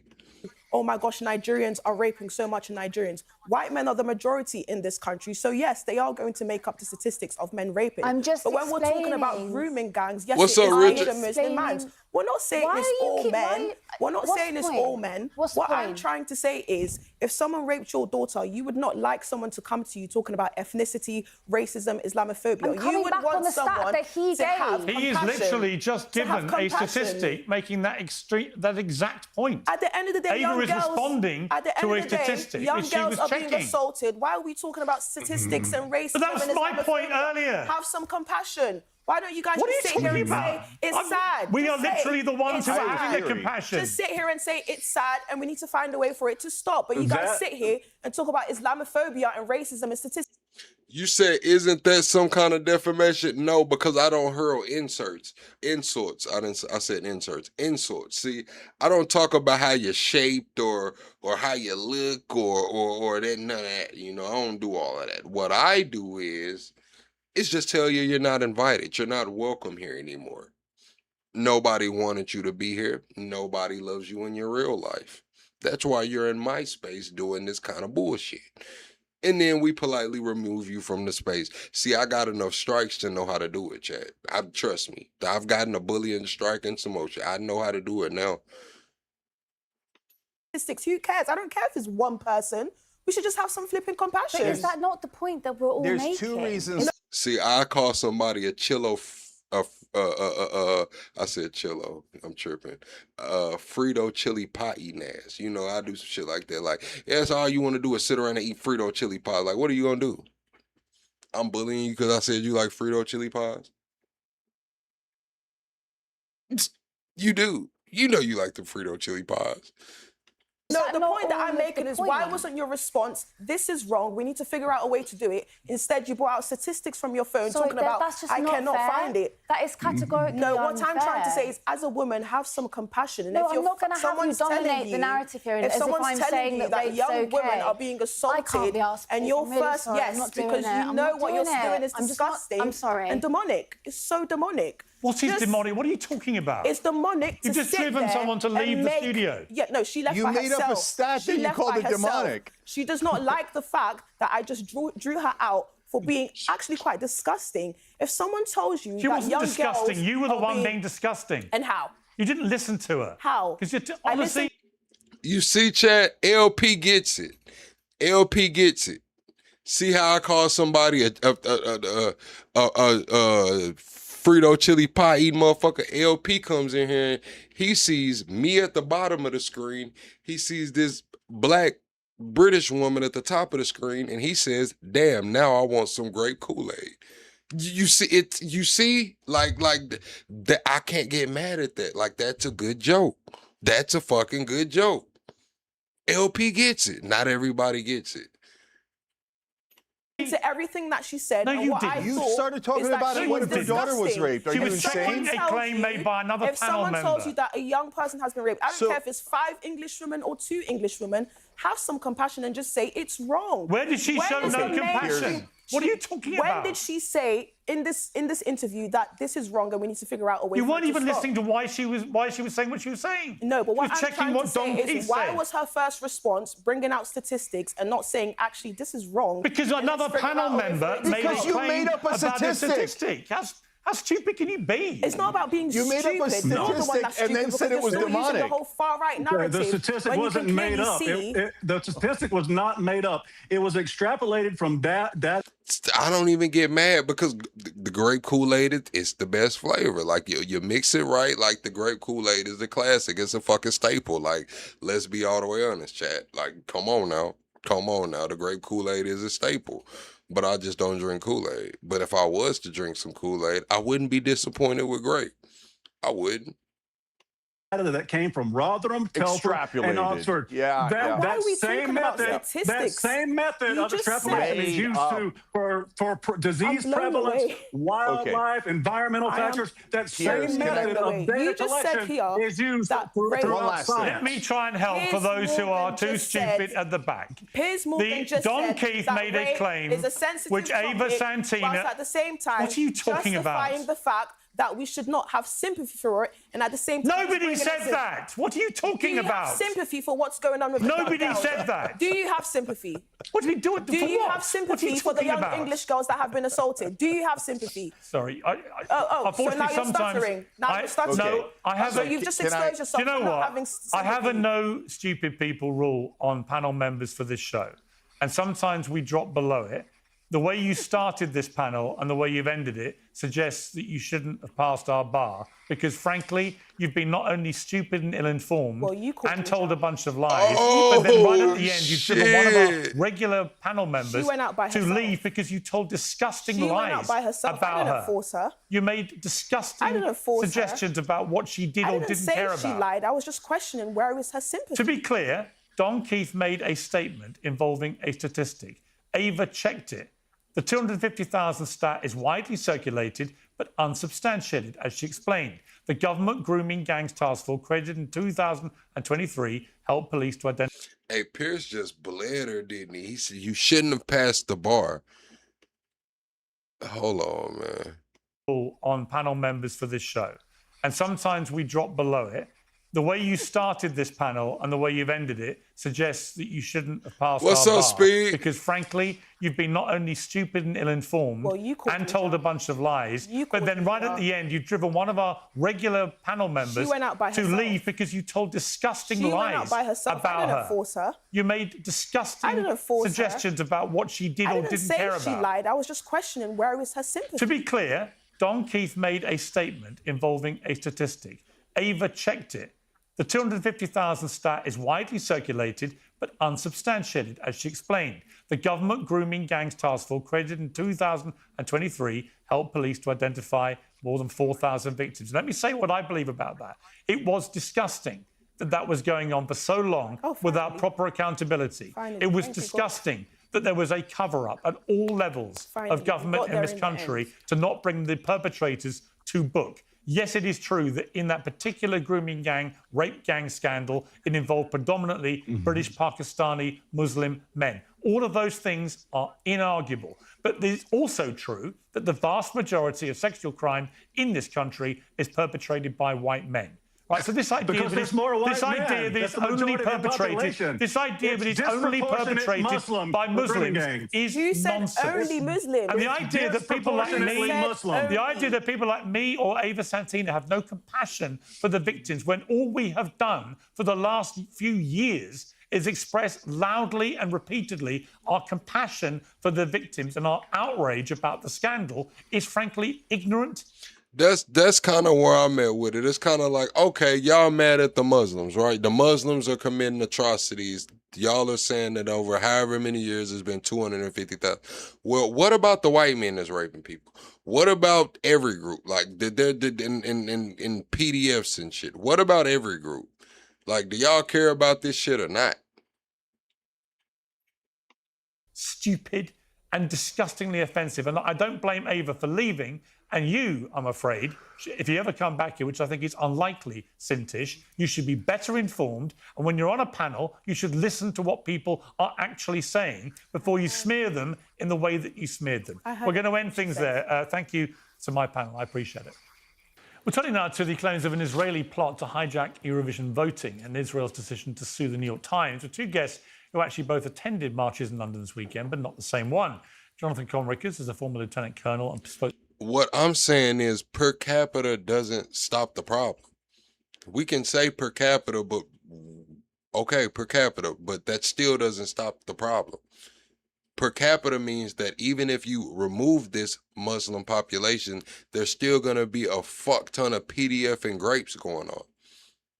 So does per capita solve the problem? No. That's what y'all don't understand. And it makes y'all look a little weird. It makes it look like y'all really don't give a fuck about it. The only response you have is per capita, not shit, we need to get rid of all of them. Let them all hang. Nah, it's just per capita. Fuck it, man. Who cares if Billy Bob does a little 1-2? It's what y'all sound like, bro. It's crazy. Spokesman for the IDF. And Kieran Andreou is a British-Palestinian journalist and activist. Well, welcome to both of you. Jonathan, nice to see you here in the studio. Regular guest on Uncensored, obviously. Zara Sultana MP claimed on X there were 250,000 people. Police said 20,000. Tommy Robinson said there were millions at his march. Police said there were 50,000. What is it about March? Is March size the new penis size where people just lie repeatedly about size? Or if so, why? Apparently it does matter, size. But in terms of, that's not, I think, a unique phenomenon here. I haven't heard an organizer of any political rally to claim the same numbers that then authorities, police, and aerial reconnaissance and AI supported afterwards. Is usually much more. So I don't think that's anything unique to these demonstrations. I was happy to be among the crowd of the United Kingdom march. I found it very enjoyable. Did you feel you were amongst like-minded souls there, Jonathan? I felt that I was amongst patriots. I mean, they are, yeah. I saw a lot of British patriots. I saw a lot of people who were marching with their own flags and being proud and happy to live in a free, democratic society. And when you saw one of the speakers do this, Kelly Jean King, let's look at this. It's not too late to get Islam out of that building. It is not too late to get Islam out of every single official office in this country. And more than not too late, it is absolutely vital. If we want to save this country, we have to remove Islam from every... Now, thank you for calling in, Teflon. A good part of the Israeli body politic. Difference. I think... where you feel it's deserved. But on this one, to me, there's a complete, either a willful refusal to just watch what we just watched and interpret it correctly, or just a double standard. And I say that with Jonathan sitting here. Because the truth is, if she had said, if that had been at the other rally, and you had a speaker saying, we've got to get rid of all the Jews. But she didn't say Jews. Well, it's the same thing. No, it isn't. It is a big difference. I think... So you'll be pleased to hear I don't think Jonathan is very fair-minded. We've debated before, Jonathan, on various shows. I think that it's very, very instructive and actually very useful that you openly say you line up with Tommy Robinson and his cohort. I think it's very useful because we get a transparent size of you when you say such a thing. And by extension, I think a good part of the Israeli body politic, I think you speak for a lot of them. Could say the same thing about you marching with Hamas. If the woman there, that's a complete nonsense analogy. Why would that be the case? If I'm not going to be direct, Hamas was represented, you just Jonathan. You address me directly. If you will address me, I will address you back. I will not interrupt you if you won't interrupt me. Otherwise, it's going to make a great mess for the audience. Listen, I haven't finished my point. I think you should let me finish. Don't talk over each other. I think you should let me finish my point. Speed is nothing else with the Epstein files, man. Todd Blanche is the acting attorney general. He said it's over with, it's done, it's finito. He's not releasing anymore. Thomas Massey, MTG still pushing for it, but as of right now, Todd Blanche said it's finito for the Epstein files. It's over with. Jonathan, if you want to just muddy the waters so that nobody can hear either of us, you're going to end up coming away like the pantomime villain. Let me finish my point. The only villain here would be you, but fine. That's a Again, if you refrain from verifying me... Jonathan, you're a grown man. Shut up and let me speak. Don't tell me to shut up. Don't tell me to shut up. Don't do that mistake. If that woman wanted to make the distinction that you want her to make, which is that she doesn't want political Islam in institutions, which is what you claim. Exactly. She could have said Islamism. No, she said Islam. She said Islam because she doesn't want anybody who is Muslim as Piers said, to How do you know fulfill what she any wants? kind of role. How do you know Come what she on. wants? She It's said so Islam. blindingly obvious. She didn't say, You I have to want have- Muslims out you there. would She have said, to- I don't yeah. want Islam. And Now, you would- I don't even know the woman. I You don't would know have who to she have- is. Is and I there don't know what anybody, she stands Jonathan, for. quick sort of trivia question, but are there any people who follow the faith of Islam who are not Muslim? No, of course. Okay. But just for any but- viewers watching at home who might think that when you say she wasn't talking about Muslims, she's talking about Islam. But actually, if the only people that are engaged in practicing Islam are Muslims, and she's talking about removing human beings from the Well, she body wasn't. I politic think of you're our distorting. country, she is talking Piers, about I think Muslims. you are willfully distorting what she said, and I think it doesn't. Again, I don't. Do you know feel the woman. comfortable defending her? I feel totally. I think there's a problem in this country with whitewashing Islamism, and I think that there is so much more tolerance. She didn't say Islamism, and I've just given you that word. Islamism is an extremist version of Islam. Yeah. And all of us, I believe, including Kieran, would condemn it. Well, I don't know. Well, I'll believe it when he says Well, it. Jonathan, why don't you ask me? Why don't you ask me? I believe in Yeah. a secular set of institutions. Because Really? actually, ironically, it is a secular society, unlike yours, by the way. You live in an ethno state. A secular society. So is Denmark and France. Whatever. A secular society. whatever. So is Denmark Let me and finish France. my point, It's an because ethno otherwise state. nobody can follow anything. A secular society, a secular set of institutions, is counterintuitively the only guarantee of religious freedoms. Because you treat every religion equally. Do you have religious freedom in any of the you Muslim don't have that. Of countries course, you around don't the have world? that in your country. Of course we do. We Of have course it in we our do. country. I just think, Jonathan, here's the thing. We have religious I just freedom. think somebody's standing on a stage where you're in the crowd Yeah. and are proud to be there, happy to be there, no problem, okay. Yeah. But there's a woman standing there who is just being blatantly Islamophobic in the most blatant, obvious, undeniable, uncontestable manner. I think you're wrong, Piers, and I think that I think you have to be a little bit more critical in the way that you're happy to, with very broad strokes, paint something. And this is something that not only you do, lots of people do it, where anything where the root, the first letters of Islam is mentioned, there's this heightened sensitivity. That's just oh Lord, please That's not say serious. anything As opposed to against Judaism Islam. and Let's not say Jews anything. and Israel? Well, you can see that they are the most targeted ethnic group in the UK Jonathan, by far. We can see that the hate crimes against Jews are beyond everything else. They are 10 times the amount of attacks against Muslims. So That's complete by nonsense. that comparison, no, Statistically, that's complete and British utter. police. That's a lie. No, That's just that's a lie. British police No, statistics. I mean, you're a professional liar. You're lying now. By that number, you could make that assumption. But I think you're doing the same mistake here. That woman, who again, I don't know who she is, and I don't know where she comes from, but when she chose to say Islam, the religion, and not Muslims, I think that's it. What do you think she meant a then? difference. To keep Islam out of our body politic? Well, I think she makes a point of having, keeping Britain British in the sense of that church is separated from power, something that you did about 900 years ago, and that you have religious freedom. Why are you defending this, Jonathan? I don't understand. Jonathan, can Why I just am say... I defending it? Yes. Because I believe, as someone who lives in the Middle East, and unlike perhaps you and others here, who don't yet understand the problems with institutional Islam, I think that you have yet, you don't really understand what's at stake here. Can I if you let am I going to be allowed to come in at any point? Yeah, of course. If you let Islamists take over institutions, that is exactly what they will do, and they will use your system But she didn't against say you. Islamist.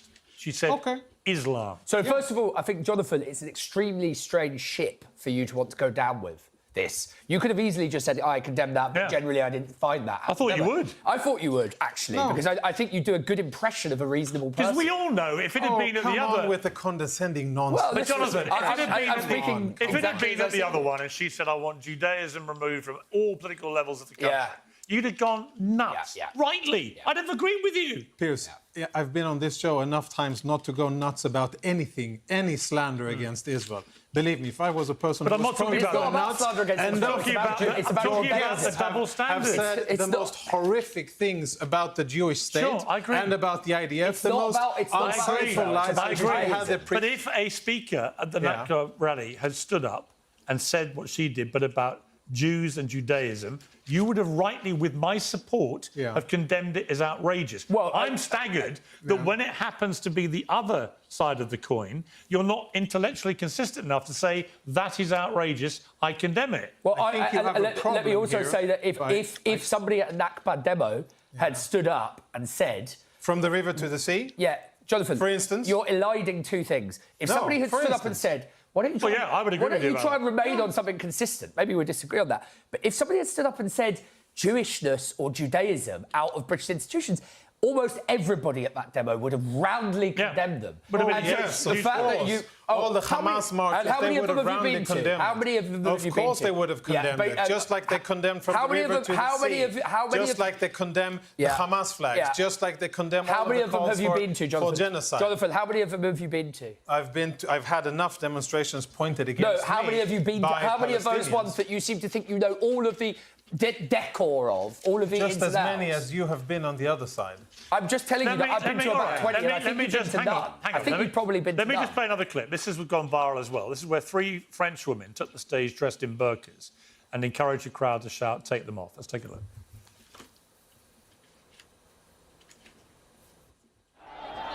Thank you, Duff! Thank you, Duff! Thank you!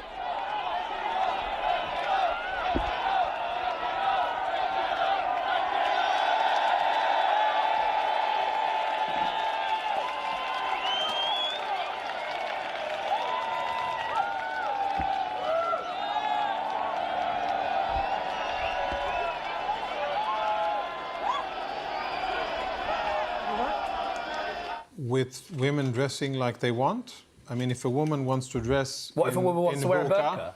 That's her... If it is her choice, then by all means. In Israel, we have women dressed in full burqa, where you can only see the eyes. We have religious Jewish women covering their hair and in traditional wear. And we have modern, secular women in bikinis and shorts. And that's totally fine, and that's their choice. OK, fair enough. Jonathan, what about the point, though? That's not the point. The point is they're making a spectacle of women being forced to take their burqas off. That's the point. And again, you're willfully ignoring that. Is that the point? You're not a stupid person. Why are you willfully ignoring it? Of course it is. Take it off, take it off. What if a woman wearing a burqa walks down the street and encounters any of the people at that demo cheering, take it off, take it off? Much more likely that she is going to be subjected to discrimination or persecution, or at least feel that she will be subjected to it after a spectacle like that. And that's the point that we're making. Not... Do you think that women should, in theory, be allowed to wear burqas? You're willfully ignoring the point because you can't defend that. It's disgusting. Okay. Listen. There are 2 more things I want to cover before we Listen, finish. Piers, you put me in this position of defending a you put yourself in that position. That I didn't organise, didn't write the slogans for. No, but I mean, I just asked if you... Not everything here is something that I would have scripted. Do I support women dressing the way they feel and want to? Yeah. But is that part of my culture? Yes. Do I think that women should be forced to wear clothes by a patriarchal society? No. Do I think that they should be forced to take them off? Also no. Okay. I want to cover the demo, but I want to cover very quickly. You're given a voice. There are 2 more things I want to very quickly touch on, and one deserves longer time, but we haven't got time. The New York Times action over this column penned by Nicholas Kristof included allegations of serious sexual abuse of Palestinians in Israeli prisons. Benjamin Netanyahu says that the accusation is one of the most hideous and distorted lies ever published against the state of Israel. He said they defamed the soldiers of Israel and perpetuated a blood libel about rape, trying to create a false symmetry between the genocidal terrorists of Hamas and Israel's valiant soldiers. He also significantly says he is suing the New York Times. So the state of Israel is suing. One question. Are we going to see that lawsuit actually pursued to a court? I hope it does. Because he has threatened this before and then nothing happened. Yeah, irregardless of Netanyahu as a person, as a prime minister, either it'll be... Hey, chat, be sure to subscribe to the channel on your way in, man. We go live every single night. Double tap that screen. We're 25 likes away from the next like goal. The state of Israel, there are a few legal issues, legal hurdles that need to be crossed, or it'll be by surrogate, some organization in the US which will take it to an American court. I think that's great. I think. Do you believe that Nicholas Kristof, who, as I said to viewers last time we discussed this last week, is a double Pulitzer Prize winning journalist, right? From my experience of dealing with him, a man of methodical journalistic practice, right? So my question for you is a more broad brushstroke one. Yeah. Are you sure that no IDF soldiers have ever used any sexual violence against Palestinian prisoners? Of course not. And I think it would be naive to think that there isn't abuse in Israeli prisons, as there is in every prison around the world. Okay, good. JM comes through supporting the channel, and he believes that Zionists is the problem of this planet. Thank you for supporting the channel, JM. Okay. That's an important admission. Well, I mean, it's obvious, and that's what I said on record when they interviewed me in the Free Press and a few other places. And that's why I said at the start, you are one of the more fair-minded people I get. But it's a basic thing. It's a basic thing. Sadly, in incarcerated situations where one party has the force over the other, these things sadly happen. They happen in British prisons, in American, in maybe not in Norwegian. So Nick Kristoff's report could be entirely accurate? No, it isn't. But how do you know? Well, one reason I know... You know it's going on. He's exposed a number of specifics. So one thing, what Kristoff did was to try to paint a picture of systemic sexual assault and abuse. Which is that is... How do you know it's not going on? Yeah. So I'll come to it. He used the worst of the worst, the icing on his cake, his rotten cake, was to say that Israel has trained dogs to perform rape, as in, and I'm sorry... I was in... a three-piece, man. I had a three-piece, some red beans and rice, and some fries. For being graphic, but that is what he wrote. To actually penetrate humans, dogs actually doing that. There are a list of experienced canine handlers and trainers who are on record saying that is biologically impossible to get a dog to do. Israel sourced those, and Israel said to the New York Times, are you sure that you want to stick with that ridiculous idea of Israel training dogs? Sorry, and then the New York Times said, yes, we're sticking to it, and that is the reason why Israel is suing. Kieran, before you respond, both Nick Kristoff repeatedly and the New York Times repeatedly have 100% stood behind their reporting. And what is your... Well, I mean, reaction? the idea, first of all, there's a few things here. First of all, the idea that the New York Times, which was for a long time ran by David Remnick, who would be, I think he described himself as a liberal Zionist, that it's publishing a story that is so dramatically or diametrically against Israel's interests that is false. I mean, they know how litigious the state of Israel is. They know that if there's any discrepancy in this whatsoever, they're going to get sued.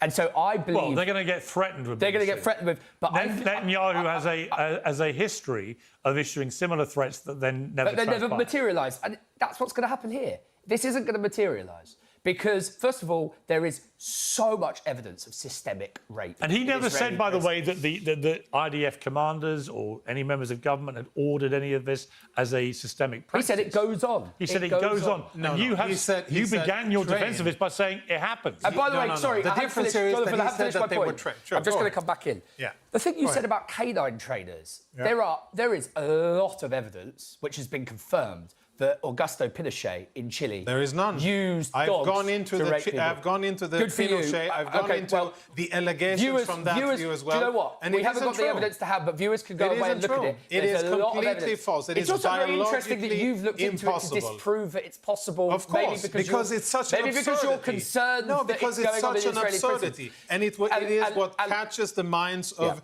ill-informed people that is possible. Just like the Mossad using dolphins. Filibuster. Just like the Mossad waxing on about the point for ages. Yes, the viewers will be able to see. The viewers will be able to see that I haven't interrupted you once. I've been very respectful. Because you constantly talk. What you are doing is hectoring every syllable I produce. I urge you again... No position to tell anybody to shut up. No, you're in no position to do it. I just did. I'm in a but you're in no position to do it. Listen, let me finish my point, then you can say whatever you want.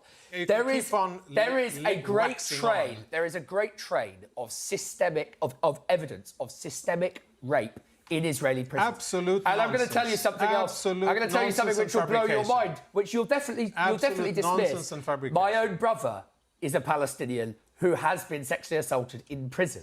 So I do not want to hear from you that this doesn't go on or that it isn't systemic, because there is so much evidence that there is. Well, to be clear, Jonathan said it does go on. It does go on. But I would argue, once you make that admission, you don't know how much it goes on. How can all you've conceded is it happened. Well, also, there are lots of Palestinian prisoners who say it happened. So then we're arguing about the amount it happens. No. We are arguing about two things, Piers. One is the issue of systemic, like an institutional effort. In order to train dogs, there needs to be a system behind it. And it is the peak of absurdity to make that allegation. On the dogs. I'm fixating on the dogs. But what about the because, humans? and by the way, you're interrupting.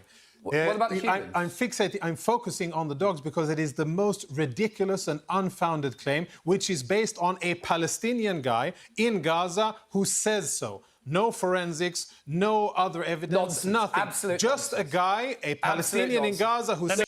Y'all said the sound went out. What you mean what happened to the sound? This is what happened. Okay, look. Hang on. You don't get to win 2 Pulitzer Prize by just asking any old guy to tell any old story. He went over there, he interviewed these people, he is standing by his reporting, and today all I've seen is a massive smear campaign against Nick Kristof. Yeah. Again, you're not looking at...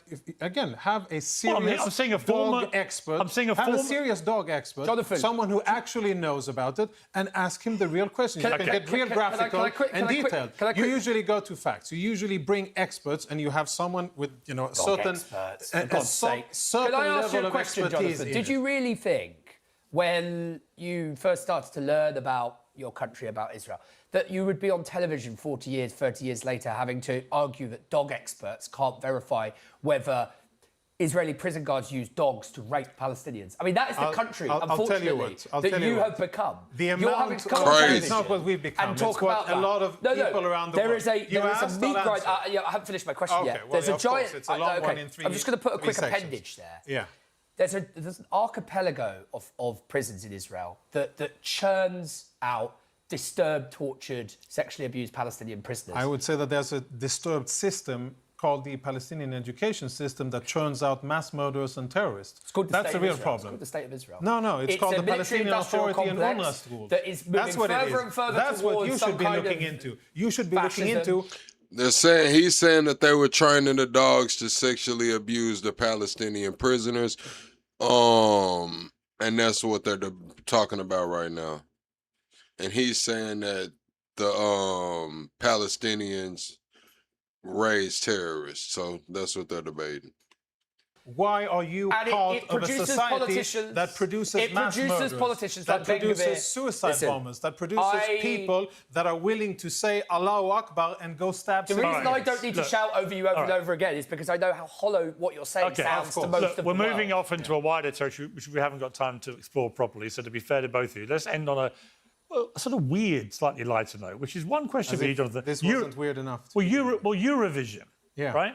So the New York Times has reported their investigation found a well-organised campaign by Prime Minister Benjamin Netanyahu's government that embraced Eurovision as a soft power tool. Israel just came second again. Did you listen to the Israeli performance this year and last year? And do you honestly think, and I speak as somebody who used to judge America's Got Talent and Britain's Got Talent, and is happy to say the British entry this year was one of the worst things I've ever watched in my life.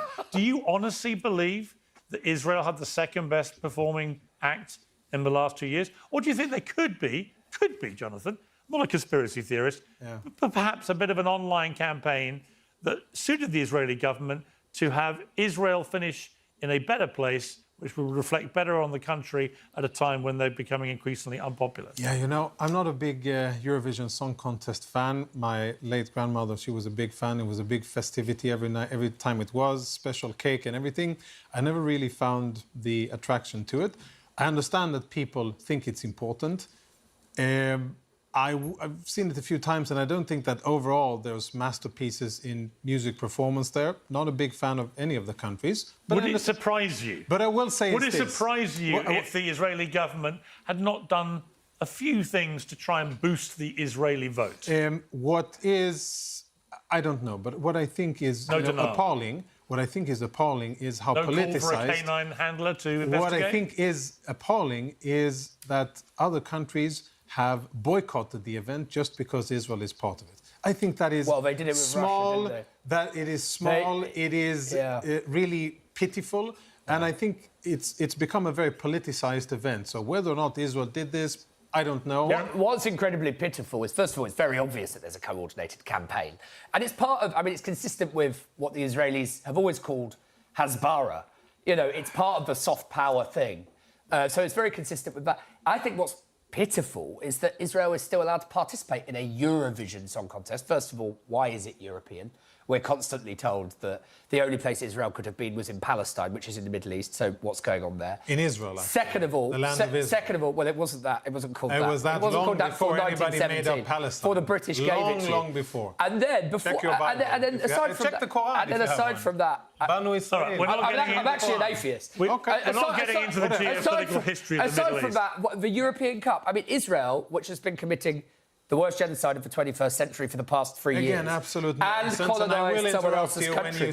Why should it be allowed to participate in European competitions? It ought to be kicked out, and shame on any country that doesn't do what Spain did and make a point of saying we're not going to participate in this until that blood-soaked genocidal country is forced to step out of it. Absolute nonsense. And boycotts... You know what, though? I don't remember But I'm not surprised that the New York Times came I'm with actually that going to say story. something that you'll like. Because I don't remember when I was leading the media campaign against the Iraq War in 2003 against the Blair government, I don't remember the world queuing up to ban the UK from these competitions. Well, I think we... And I'm afraid, given that we took part... And you flew half the world away. And given we took part in an illegal war, which cost 1 million lives, you could argue that we should have been held to the same account. People are now holding Israel. Well, that's the golden double standard, if they believe that Israel should not be compared, where was Spain in demanding that the UK be dropped from these things? That's a separate case. But actually, I think that that's a very solid point. There's something to be explored there. I think that a World Cup in the United States right now is not justified. And I do think... Well, the problem is, I think the problem is, honestly, the problem is once you start using war or conflict or other issues as a reason to ban but Israel's a very special case, Piers. Well, I know, it's a special case because it has so many haters. That's the only special case. Start adding all sorts of other all the countries. Here we go. I can make the point for you as to why it's a special case. Look, there were eight countries in the Qatar World Cup. There was a huge row about the way that Qatar... What about Russia? Well, hang on. There was a huge argument. I was there at the Qatar World Cup. Did you go to Russia? Hang on. There was a huge row in Qatar because Qatar outlaws homosexuality. And I made the point, wow, 8 of the 32 teams that are competing in this World Cup ban or outlaw homosexuality. Most of the African countries are you going to throw them all out of the competition? And if you're not, stop being a hypocrite. No, my point is that doesn't meet the threshold. But double standards and hypocrisy. Well, it might do to gay people. It might do to gay. But my point is this: Israel's a very special case. It uses sporting events, it uses events like Eurovision to whitewash its reputation while it actively commits. I think, you know what? I think. What about Russia? What about Russia? But I think honestly, what did you think about Russia? I sort of agreed. Yeah. You think they should have been kicked out? Yeah, I think there are instances where it should happen, but it should be. Surely Israel meets that. But it should be morally consistent. But I agree with you. But I think Russia and Israel are two very, very special cases. The difference, I would argue, that the difference is simply that in the case of Russia's invasion of Ukraine, there would be no attack on the Russians in Russia, right, from Ukrainians. You'd accept that. Whereas the Israeli attacks on Gaza, I think that the key specific attacks, which we now what's up, classified? Followed October the 7th. I think so there was a difference. What I would say, Piers, before is that I have one said that's conveniently overlooked, and I just came back from the Nova. Jonathan, you're just mumbling at this point. No, Can I just I'm make told my it's point? very powerful. Can I just make my point? Powerful. Yeah. And it's a great reminder of how this started. It's But hold a great on, no, reminder why Gaza is Hold like on. it is. You're It's a great reminder. You're asking the audience. I've got to wrap it up. But let me just say this: you're asking the Gaza audience to society. wander in at the beginning of the third act. What about the colonisation? All right, And the systematic murder of Palestine? guys, we don't have time for the whole history of the Middle 6% Eastern in conflict. 1917. I'm grateful to you both for coming in. Thank you very much. Thank you. Piers Morgan, I said. All right, chat. That's the end of the show, man. We to the just chatting part of the show. Classified, welcome in, man. I do want to watch this CENTCOM. The CENTCOM commander. I guess he testified before Congress a couple days ago. I want to watch that, but I'm not gonna make it, chat. I gotta get some sleep. I'm not gonna lie. I gotta get some sleep. But we did have a good episode today. Thank you to all the new subscribers. Be sure to double tap that screen. If y'all got any questions now, now's the time to ask. Any questions, comments, concerns, shit like that. I don't have any announcements. Except join the Discord. That's the announcement. Join the Discord. Follow Pluxation Clips. Yeah, it was a late night last night, but I got an early day tomorrow. I told y'all that I got my childhood friend is in town, so I'm letting him work from my house. So he has to be at work early in the morning, so he's gonna come over here early in the morning to work. So yeah, I'm gonna be getting up pretty early. Start my day.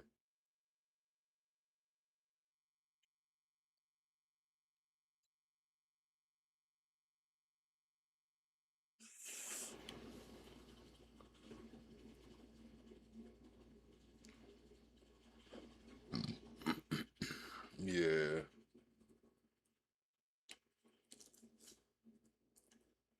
Nah, that's my childhood friend, man.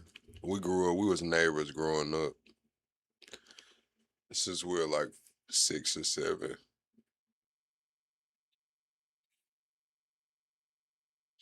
But yeah, man. Good night, everybody. We'll see y'all on the next one. Be sure to double tap the screen, shut the live out. We do go live every single night over here at 10 p.m. Central Time. 10 p.m. Central Time. Be sure to turn on all post notifications and